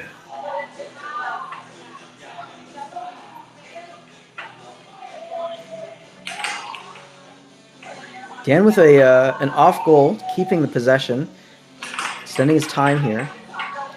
For those of you who are joining us who are not aware, a long reason why people will use off goals is not just to read the defense, but also to keep possession of the puck for longer. Because if you go over 7 seconds, then it is a foul. Riff setting it up here. You can see him doing that cut-off goal again. Tries for that cross, but Dan was ready for it. It did not open it up. Hey, what's up, Kingslayer? Yeah. And Vinny in the chat, don't worry, I'll be making a statement at States this year.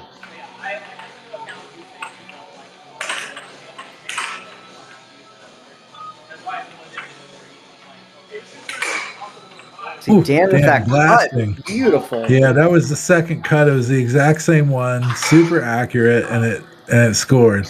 Let's see if he goes to it the third time. Riff on a weak wall under. There it is. Oh my the third, gosh! Third time's the charm. If you're, I mean, if it's working, don't mess it up, right? Like make him open up the under. It's smart moves by Dan here. Yep. And then tries for that forehand, but doesn't get it. Yeah. Riff's still blocking the under. Well, that wasn't a good way to set him up. But let's see. Okay, now gonna set up an under. Yeah. Oh no! And he goes over for the game. Everyone, even the commentators, expected the under, and Riff pulls out of the way. Yep. Good game from Dan there. Man, that's such good execution. Thoughtful. The accuracy of these players just unbelievable. Yeah, those 3 cuts in a row really gave Dan something to hang on to. So let's see what happens next. What's the game count? Kingslayer, I voted for Rafael. We'll have to see. We got 71% of the chat believe that Rafael Portillo is going to take this. But Dan did just win the game here. He does have a long amount of sets that he's got to win to take this. All that Riff needs is one more set. Dan has to win 4 back-to-back sets to take this. Hey, there was a recent challenge match in North Carolina where that happened, wasn't there? I have no idea. Oh, where did that happen? Maybe it wasn't an NC, but I swear there was an 0-3 comeback recently. I feel like a lot of the challenge matches I see out here end up in blowouts. So Dan is really good. He's been playing for a long time. Absolute student of the game.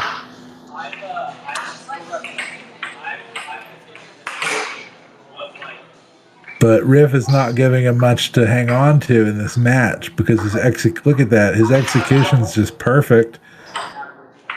On his shots, defensively, he's solid. He's aggressive. He's not letting Dan make him jumpy. Yeah. It's hard to understand how Dan won a set at Chicago in October, but maybe that woke Riff up a little bit. Ooh, there's that forehand. Man, those forehands. I know. That forehand game is great.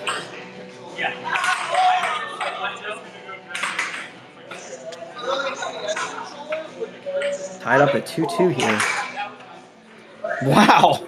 That was an off-speed under, I think. That was it's good. Pretty well delivered, I'll tell you that. And Riff sitting out. Another unbelievable block by Dan. That was such a great block and capture. There he goes again. Gets another under. It's almost like Dan has calmed down in this set, and it's really working for him. Riff taking a moment, trying to get a little bit more control here. Off goal, off goal, off goal. And ooh. Wow, what a great straight. Yep.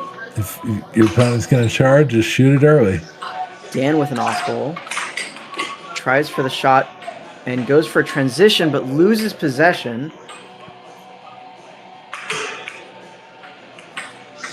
Riff with an off goal.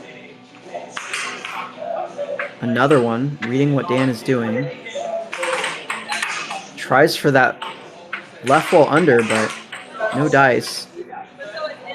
And a mad dash for possession here.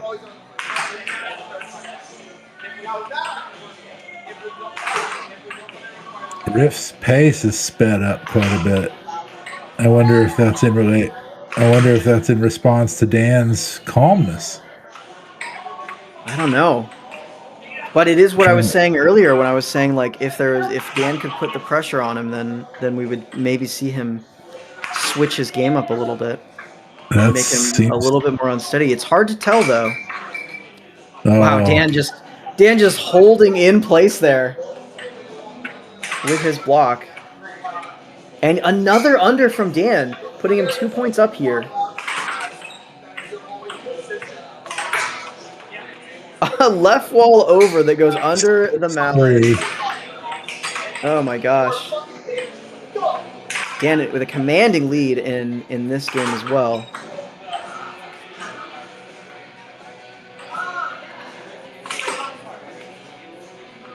So hard to read that forehand. When he's got that drift and he's like bringing the mallet up to continue the drift, and I'm always expecting it. I'm like, is he gonna hit it this time? It's hard to tell, man. Oof. Kingslayer. Dan does seem good. Yes, he is. I mean, 22nd in the world. Like, he's literally world class.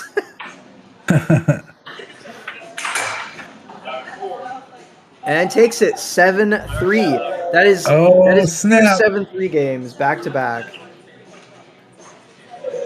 Phenomenal. So, none of us are within 3 games of each other. Phenomena. Do. He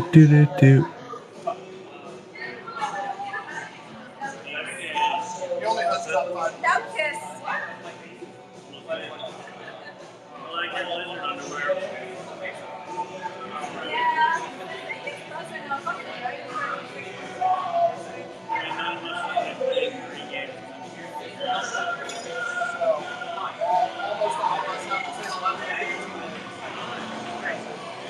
All right, here we go.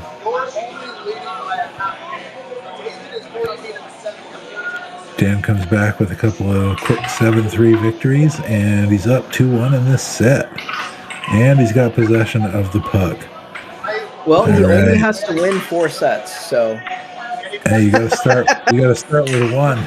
He's got to start with 1. That's true. Doing some off goals, gets possession off the hop. Riff captures the puck. He'd like to have that one back. He mishit that. I think he wanted to cut. There we go. Oh my gosh. His eyes are laser focused on the left side of Riff's goal, and he's just. That was really interesting though. Dan took the transition off of Riff's off goal, and Riff immediately, instead of doing off goals, just shot it right for the goal. In fact, every shot since that has been direct at the goal. He's stopped doing off goals because Dan scored on that transition. See, there's another one, and then goes for a transition himself. My goodness.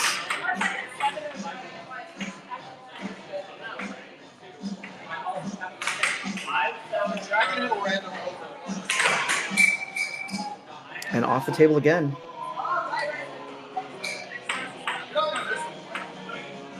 Dan just hasn't been consistently accurate today. He goes through bursts of accuracy, but then also goes through periods where he's hitting the puck off the table or just like really looks like he's mishitting his shots. Yeah. Oh, man. Great shots, though. 3-2, I believe.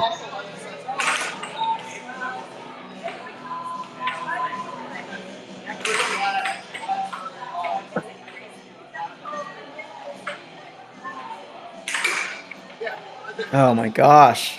4-2. Yep. Getting Riff 4-2. with that under. I'm telling you, Riff's pace is nervous. Dan looks like he's in control.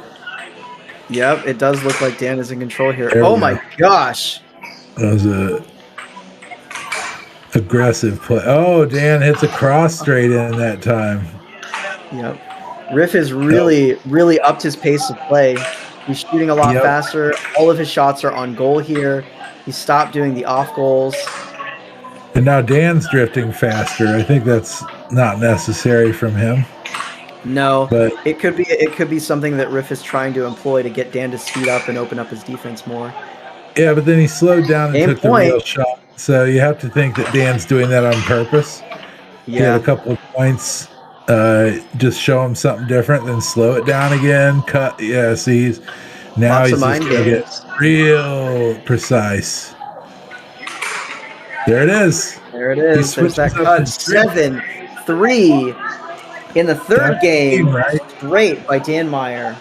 He is on a roll. He came out of a circle drift into a side to side, and so it changes the timing on that cut shot just enough where Riff was waiting for him to shoot it, and he had already shot it, and it went right in. So wow, Dan taking it to Riff this set and showing how he did win back in October, which is what you expect to see. Just frustrating slow drifts, pump fakes, and hyper accurate shots.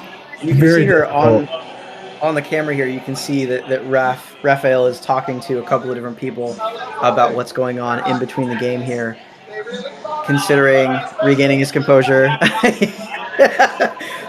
cooling down. It's funny. The set count is 3-0 Riff. This is set 4. Dan is up 3-1. Indeed. That's the set count, but Dan is up 3 games in this set, so we'll have to see.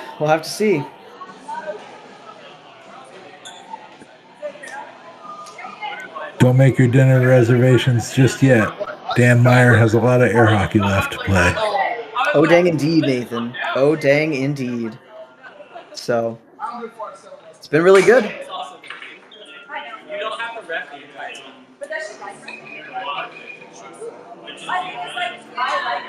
All right, here we go. Starting and going into Game 5. If Dan Meyer wins this, he takes a set off of Riff. Yep. Riff could certainly rip these 3 games off, though. Riff again playing fast, loose transitions. There is an over from him, though. Every shot he's making now is on goal. You can really remarkably see the difference between the first 3 sets and how he's playing now. Yeah, and the different outcome he's having too. He needs to pay attention to that. It's true. Great overs. Yeah, punishing Dan with those overs. Just saying, let's get away from the cuts for a while. Dan's really pulling hard to block those unders. Doing some off goals, 2 off goals here. I think that was an on goal shot that Riff blocked. Another block. He's gone. And then it gets that cut. He's gone to that side to side drift for the cut instead of the diamond drift. Yeah. And it's giving them some extra points right when he needs it. Riff misses an over here. And there's something going on with the ref. 2-2. I believe that's in play. Yep. Another over. Jesus. Yep. That's 3 of those so far. Well, I mean, if you can score 7 overs before your opponent can do anything about it, I guess that takes the game, right? Like. Heck yeah. Dan keeping pace here, still 3-3. I wonder what shot Riff is going to take. It's the cut. Just for a toss, yeah. Able to defend, though.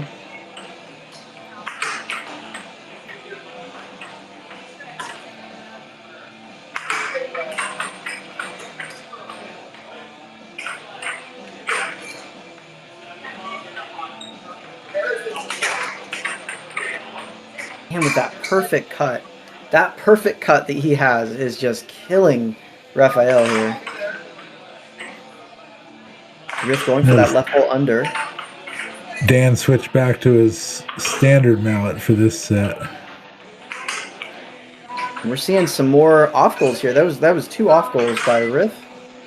Tries for a weak wall under.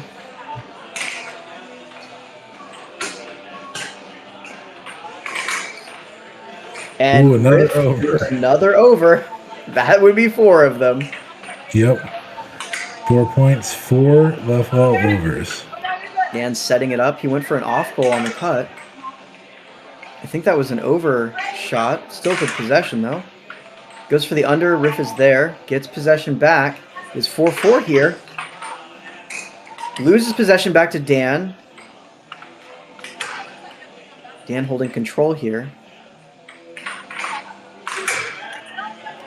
Wow. Dan with a really fast weak wall under. That was incredibly fast.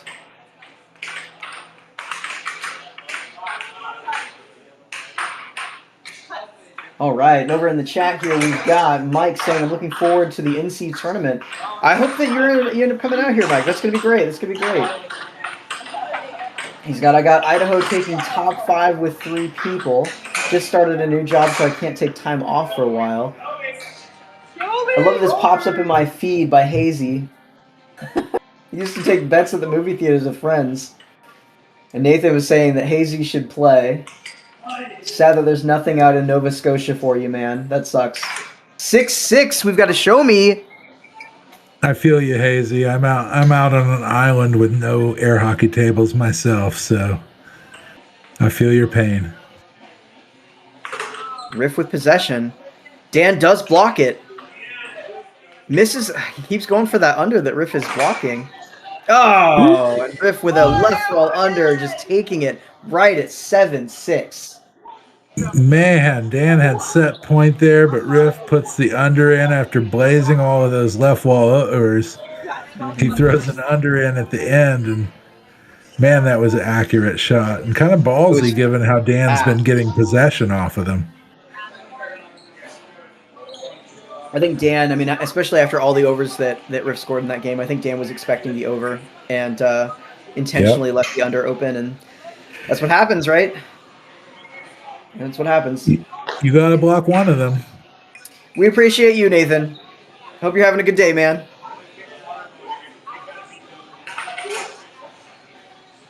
So we've got still, though, 3-2. Like, the pressure is still on here. Like, Riff has to win the next 2 games to finish this out at 4-0.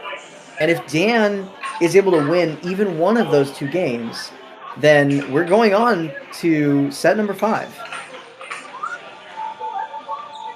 That's cool, Hazy, man. If you get out to Idaho, you gotta go out and play Nathan and all these Idaho players. Yeah, they have a lot of folks out there. Yeah, and they'll have a fun time too. All right, there's Riff coming off the left wall again. He's just banking his way to victory at this point, which is the opposite of what he's been doing the whole match. Well, worked for him last game. Dan with a very off-speed under there. Very accurate. God, he's just hugging that left wall over and over and over again. Riff, again, not caring about the strategy or off goals, just putting the puck in the goal. Cut straight, followed by a left wall under. Tries to get a transition in. Yeah, Riff's accuracy is... honestly, of both players, is just breathtaking. Cut straight. Yeah.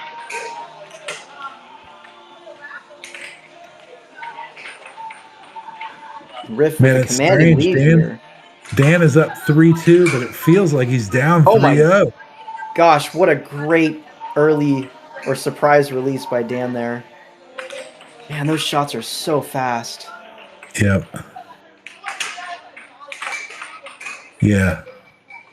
Good block on that from Riff. Dan telegraphed it a little bit. Mm-hmm. He's not playing with a red mallet right now either. Riff blocking that under. Dan still having possession. Wow, Perfect cut. The speed on those shots is insane. Yeah, that's what I was like. The off power and the accuracy from Dan on his still puck is unbelievable. Just like that. That's My really God. nice. He found that little pump on the right wall under last set. Glad to see him go back to. Oh nice chase. Takes the lead 4-3 here. 5. Oh, is it 5-3? Up by 2 here. Dan does not want to let this set slip away from him. Goes for an over, but Riff was able to catch it. Yep. Can Riff tie it up? I'm going to find out here. Misses the cut. It was open too. Yeah, Dan was sitting for it though, and then he knows that Riff's going to go to that bank. Okay, let's see. Can Dan take it to game point, set point? Tries for a quick forehand straight transition. Riff is able to block Riff is all on the that. shots. Does he go for the cross now? Yes, he does, but he misses. Riff he was saw there. that Riff was leaving that cross open. Oh, wow.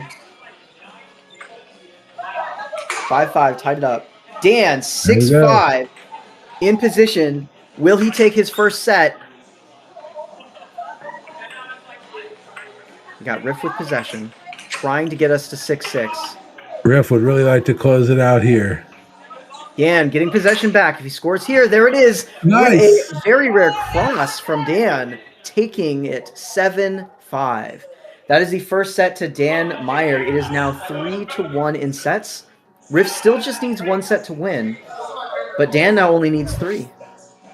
And we'll have a 7-minute break in between sets. Indeedy. We got some organization happening in the chat. The low torch dwarfs can play Steve Olsen.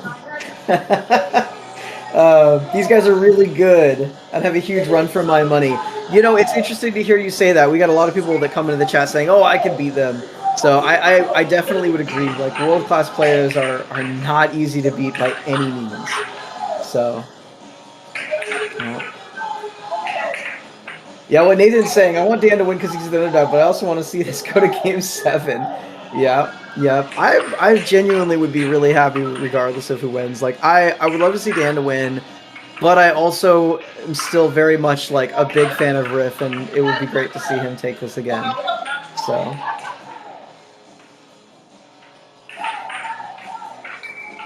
Mike saying, I need Ray to take number 1. Oh, snap. That kid in the background might be pro one day. Oh, man. Oh, we got a rare game from the president of our Air Hockey Association down here in North Carolina, Sarah Mann, playing...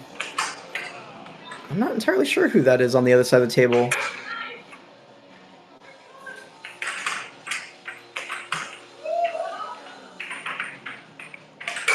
Maybe Nick Nelson. Unsure. I'm unsure.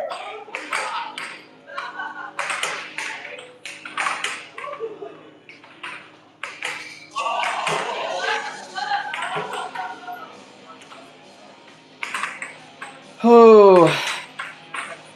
60 subs away from 28,000. Well, you guys know what you guys have to do. You got to make that happen. You guys got to subscribe, right? Give us a like while you're at it, too, if you guys are just joining us. It does help us with the algorithm. And if you do subscribe, there is air hockey on this channel very consistently. You will see a lot of good air hockey action. Great entertainment from the American Air Hockey League. And Sarah is also a phenomenal player in her own right. She has these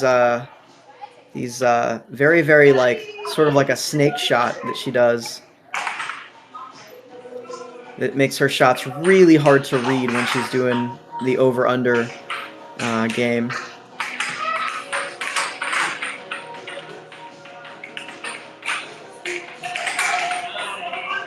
There's that over. And Sarah Mann there. Great shots. Great shots. You still here with me, Will?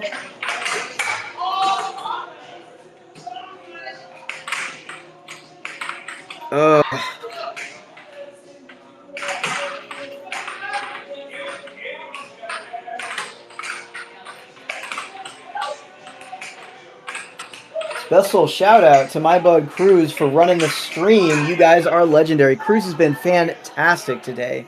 Really on top of the score. Really on top of when we're in between matches. So absolutely shout out to him.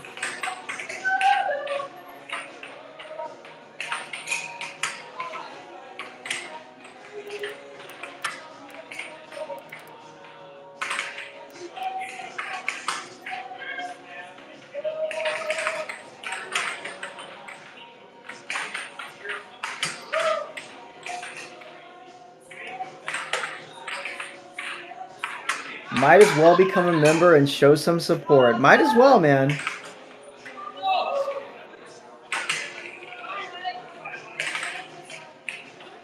Cruise control.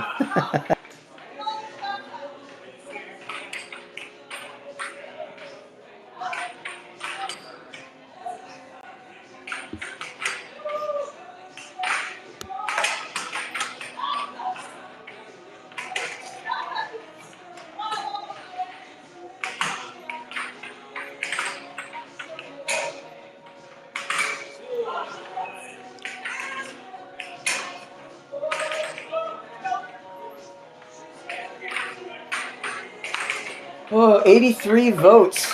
Let's see how our poll is doing here. 67% think that Rafael is going to win here.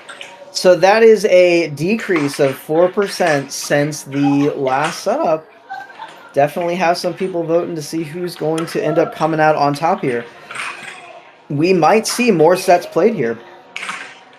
We'll have to see how the players end up doing, but definitely, Dan did not want to go out with at least one set, and for sure he is definitely trying to take the win here.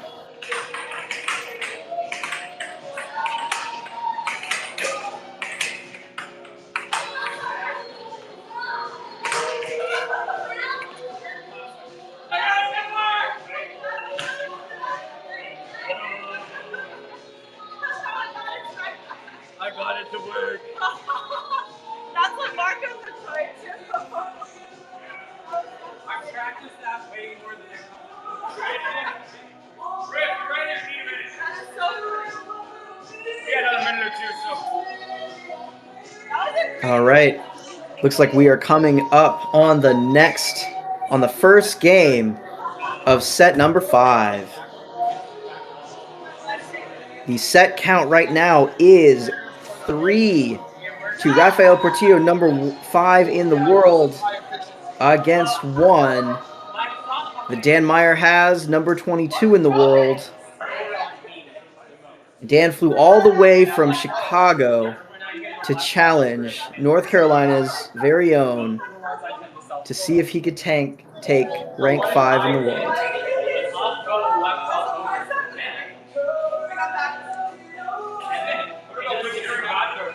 We got Ivy signed off. Hey, it's AHL. Yes, it is. The American Air Hockey League. Although this is a challenge match out of... ooh, wow. Right off the hop, we had a quick point to Riff. Dan with an off goal. Doing his normal drift. He loses possession there. That's that problem with those off goals, right? You can lose possession. Got a block from Dan here. You see Riff attempting the cut, but it wasn't quite there. Does an off goal. Second off goal. 3. He's trying to see Dan's defense, I think. He goes for the over and misses. Goes for an under and misses. Going back to some of the off goals here. Testing Dan's defense, looking for an opening.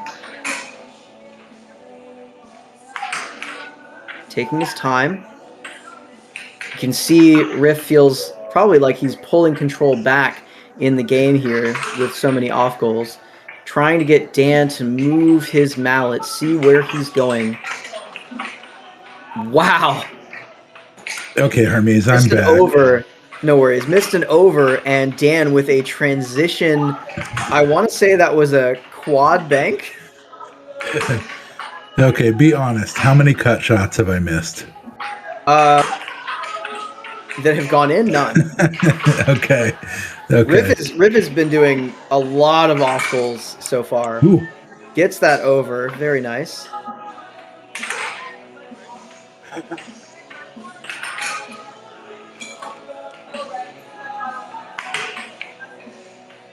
Look at this.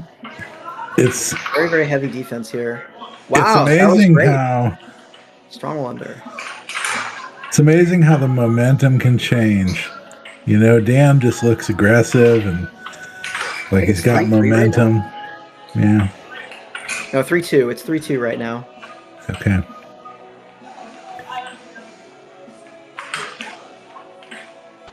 Off goal by Riff again. Riff really holding on to control here. Goes for that over again. Wow. 4-2. Oh, nice little short release right wall under by Dan. Giving Riff a different look. He's done that twice now. In this set, or in this game. Dan almost being able to get possession of that. Riff doing another off goal. Trying for that cross. Perfectly on goal. Missed a shot there. Another missed cut. Off goal.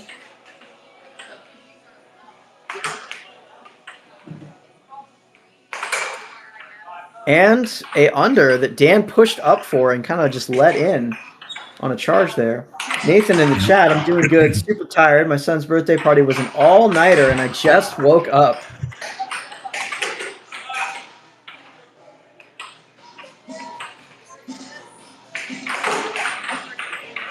Wow. Great puck control display by Dan there. As he blocks the under and grips it with the back of his mallet to get possession. Riff getting back possession, shooting in a right wall over on Dan. Hazy High Clips, thanks for becoming a member. That's amazing.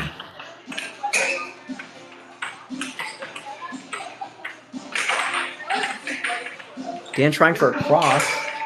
Riff being there. Gets him though. Score is 6-3 here. If Riff can take this, he's got the game. First game in set 5.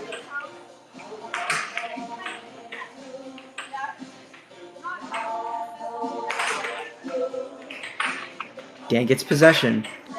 He's at 4 points, so he's got to get 3 before Riff gets even 1. Tries for a quick forehand, but he misses. Left wall under missed. Off goal. Dan's going to slow things down here. Yeah, Riff seems a little jumpy. Another off goal. Yeah. 1 point at a time. He does get it. I think that was an off-speed straight. Yep, just a power straight right up the gut. Currently 6-5. Riff calls a timeout. Great timeout. He's giving Riff so many different looks this set. Just subtle things about the way his hand is moving. Okay, he switches to his mallet. Third mallet of the match. Is this an air hockey match or an advertisement for Putt Buddies gear? It can be both. It can be both. All right. I'm not sure if that was an off goal or a missed over. Looks like a miss to me. Oh, wow. You know. That was off of Dan's mallet. He was pushing up to block the straight. Yep. 7-5. I am going to take a break off the mic and leave it to Will for just a little bit here. All right. All right, well, here we are in set number 5.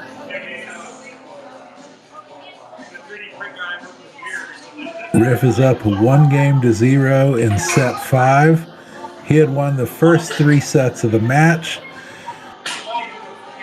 until Dan made an adjustment, slowed his game down, took the last set. So now it's 3-1. Riff gets a good start, and let's go to the face-off for game 2. Fast pucks The mallets on both sides of the table there.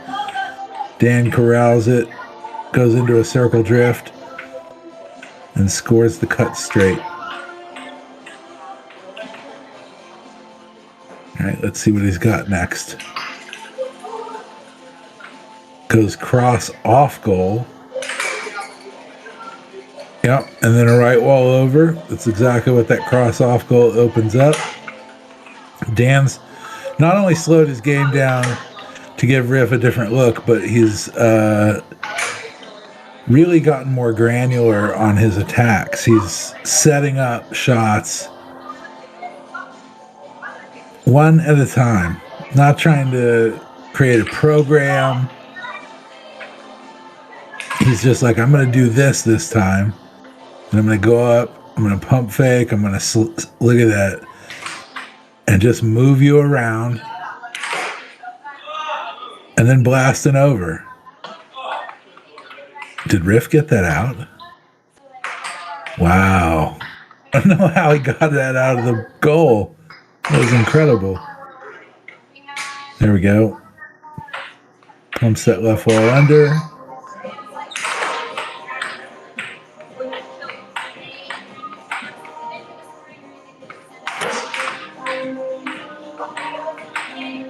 Dan going to a bit of a zone defense.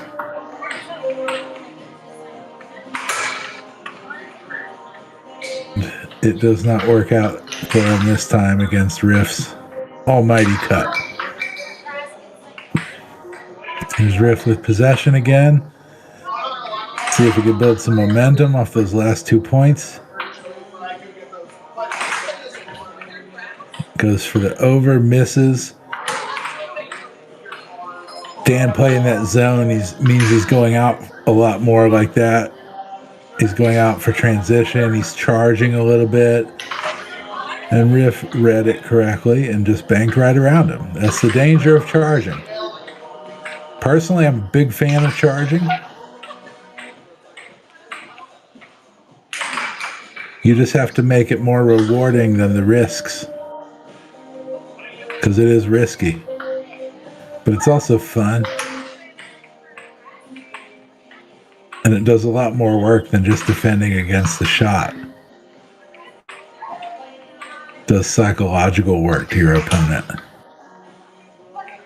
So, you just have to balance the risk and reward like anything in life. This is what happens, by the way. Dan scores an amazing, accurate cut straight off a real quick side-to-side drift that came off of a deflection. Riff comes back with that lefty cross.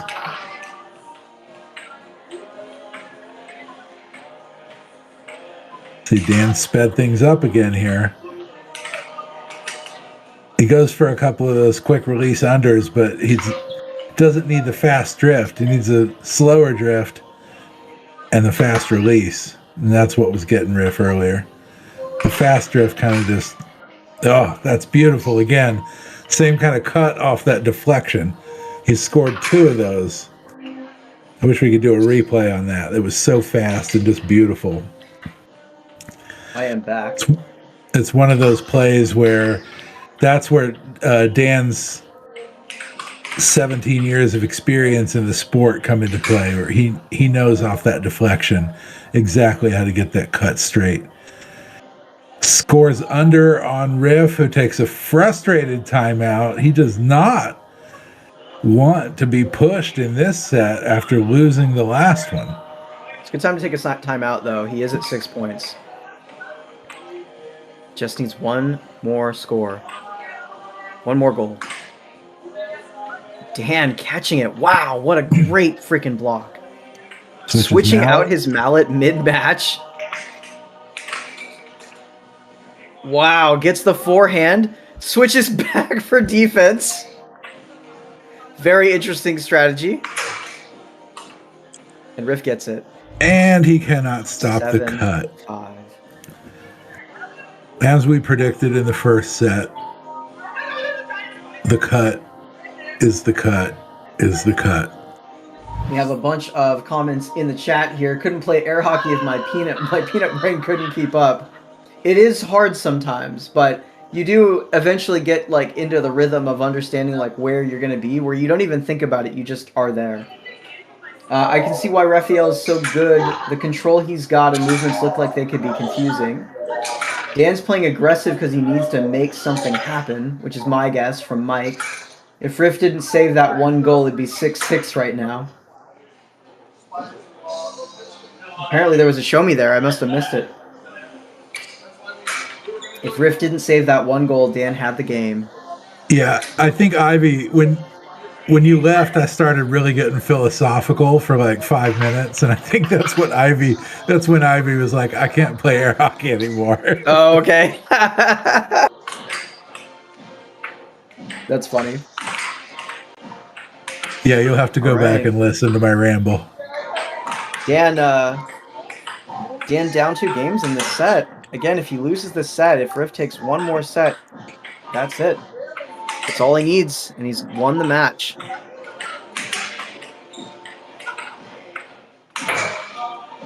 Dan with that cut. Man, those are good.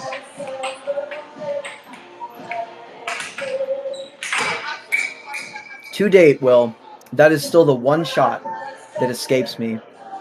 I've practiced 10,000 times, and I still can't shoot that shot. That cut that these guys got, can't do it, man.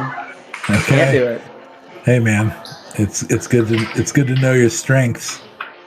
Yeah, my strengths. I can hit an under. That's what I can do. 1-1 here. You don't need a cut shot. It's just good to have one. Yeah. Yeah, I watch these players do that, or like Matt Casey's cut, and I'm just like, oh man, I can dream. Yeah, I used to feel that way about the right wall under. I don't think for most of my career I had a right wall under worth talking about. Just not something I could hit because of my size, I think, because of my height. If you can do overs and you can do straights, like that's all you. God, those freaking forehands. Yeah, they're real so fast. Look at that. I love it. I love that he's pulling it out. Let's go, Dan. Let's go. Tries for that cut, but Riff was ready for it this time. 3-1. Riff is in a very commanding lead here, and he's got 2 games in the set. This is not a great position for Dan.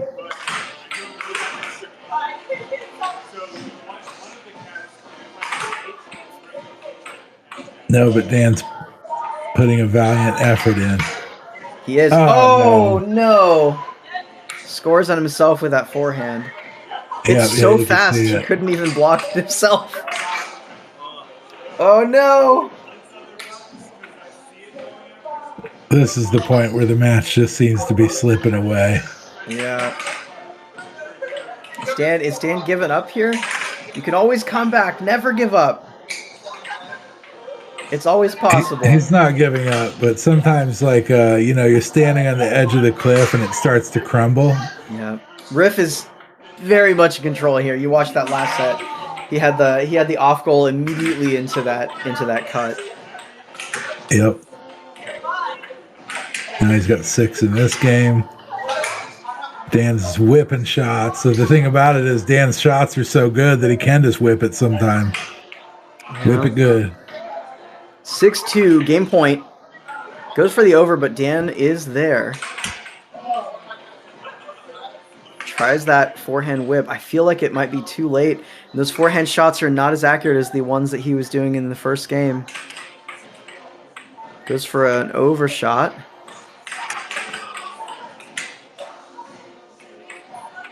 Transition to get back possession.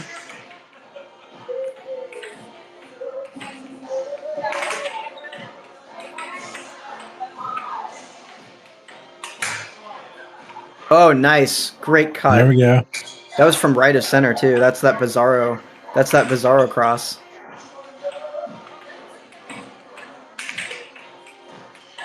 Tries for a regular cross.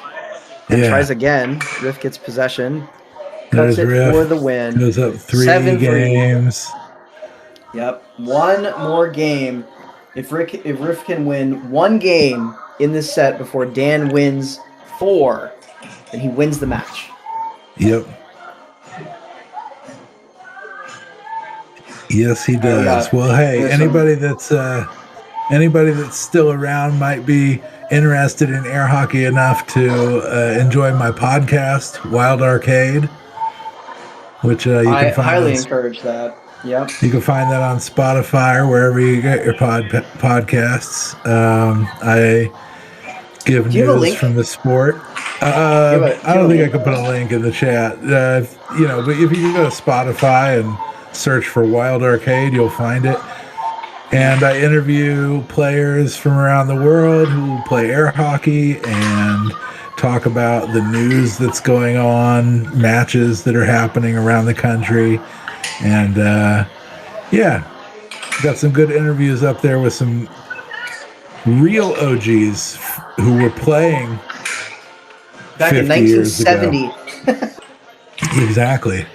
And it's fascinating to hear them talk about the old days of air hockey, which was very Wild West compared to what we've got now. When fun stories. When the newest innovation was push releases. Oh yeah. I mean, we talk about the cut shot all day long. At some point, somebody had to invent that shot. Yep. I know Colin, in terms of the diamond drift and like it being like such a big deal. That was another one that was more recent than 50 years ago. But the game does evolve for sure. In the chat here, we've got the right side open slightly. I think Dan's aggressive shot when he slows down can get some good goals. Yeah, it can. That straight shot is unbelievable. So, watching Dan feels like watching Ray, where he's this close to winning, but 1 to 2 things go wrong each game. Yeah. Except this game, everything's gone wrong. I think he's talking about last game, yeah. Oh man, 1 game left unless Dan switches it up. Come on, Dad. Dan. That Freudian slip, though. For legal purposes, Dan is not my dad as far as I'm aware. Here we are, 1-5. And Riff getting possession of the puck. Only needing 2 more points, and it's all over. Yeah. It's getting... Oh, ouch. Dan charging, getting possession back. It is not over. He hurt himself. Oh, did he? Wow, yeah. What a great transition straight.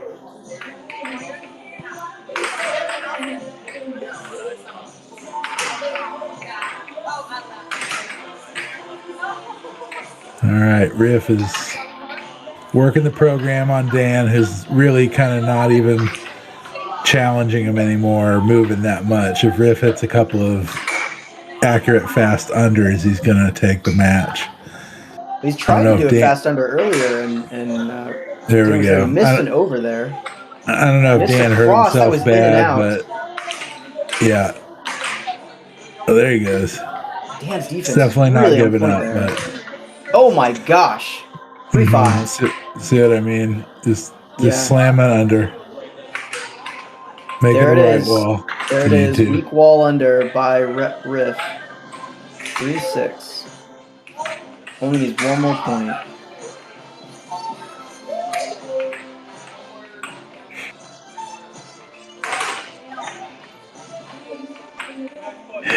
He has put together an impressive defense of his number 5 world ranking today. There it goes. There's the and under. Offense. Oh my gosh, 4-6. Yep, and there it is. 7-4.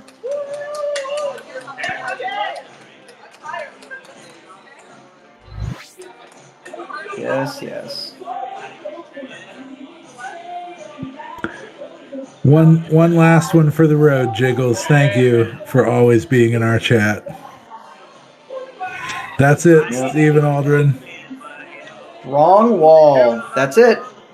That is the match, folks. That is the match. We might get an interview here. I am seeing if we are going to get one. Hey, Christopher, Will, Hermes, I'm joining from, this is Kat speaking from Super Rad Live right now. Hello, Kat. Oh, hey, I know we mentioned maybe, I heard you want me to see if I can grab them? Yeah. Yeah, it'd be great. Let's see. Looks like they're having a good post-game conversation. Now it's kind of loud. They are, and it's kind of loud. Hey, can you guys hear me okay? It's kind of loud in here. We can actually hear you very well, and I'm not hearing any of the background noise. Yeah. It's pretty great. Yeah, it's because I walked outside. Oh, okay. I think that when you're inside, you're losing your connection. Yeah, we might. I don't know if we're gonna get a post-match interview here, but we do have the Jameson rep playing Steve here. That's cool. I want to get an interview. I'm gonna be super honest. It's a little loud in here, and hey, Kat, I think that our players Dan and Riff are talking to each other about the match right now, so it might be hard for me to grab them. Let's see. Can you hear me, Kat? I don't know if she can hear us. Everyone, give me 1 second, everyone.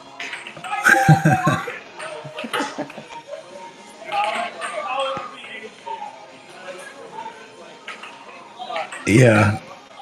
Yeah, without a headset, it does get kind of hard to do these interviews, especially in a loud place like an arcade. So we'll see what we can do, but... I was going to suggest you pull one of the players outside.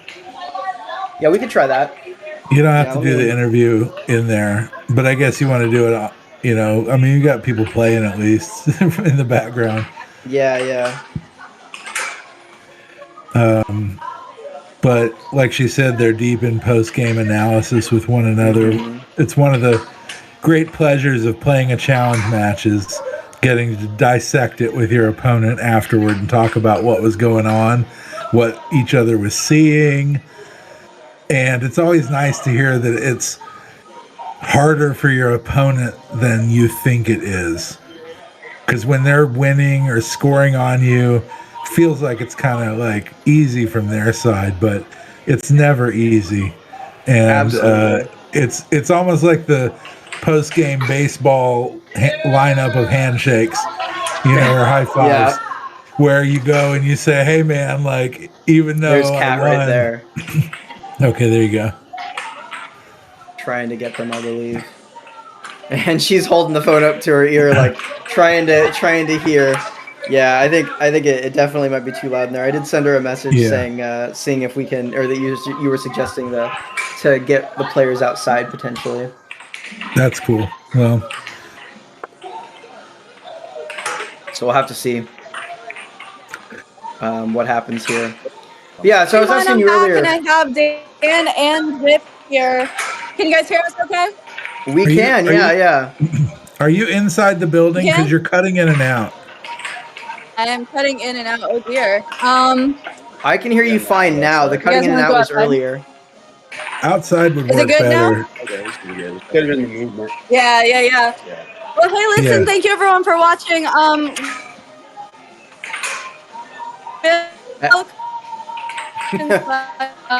Rip, here, do y'all big thoughts about the match? That was so much fun to watch. Sorry, folks. It looks like we are not going to get that post-game interview that we were hoping for, but there are some connection issues on their side. You guys can go outside? I'm like, you still getting like, you have me working there. I was like, man, I gotta adjust and readjust. You're making great adjustments. Like, I did find my cut, but you started adjusting really well for it. Yeah. And then I couldn't find an avenue for a cross today in my life because you were charging that avenue. And you knew when I was taking a cross, and I was like, how did you know? How did you know I'm shooting a cross at this moment? A little different cross. Yeah. That's where I was like, because that's where I was like, that's going to be, I was like, all right, this is where I'm going to close it because he's going to have that, he's going to start defending the cut, and that cross is going to be open for me. Yeah. And it did not feel open after a while. So it became round and pound like the under-over cut game. So I'm like, I'm trying to pull back to the middle, and they're still going in. Yeah. It was just a lot of offense. Oh, yeah. It was a lot of offense, yeah.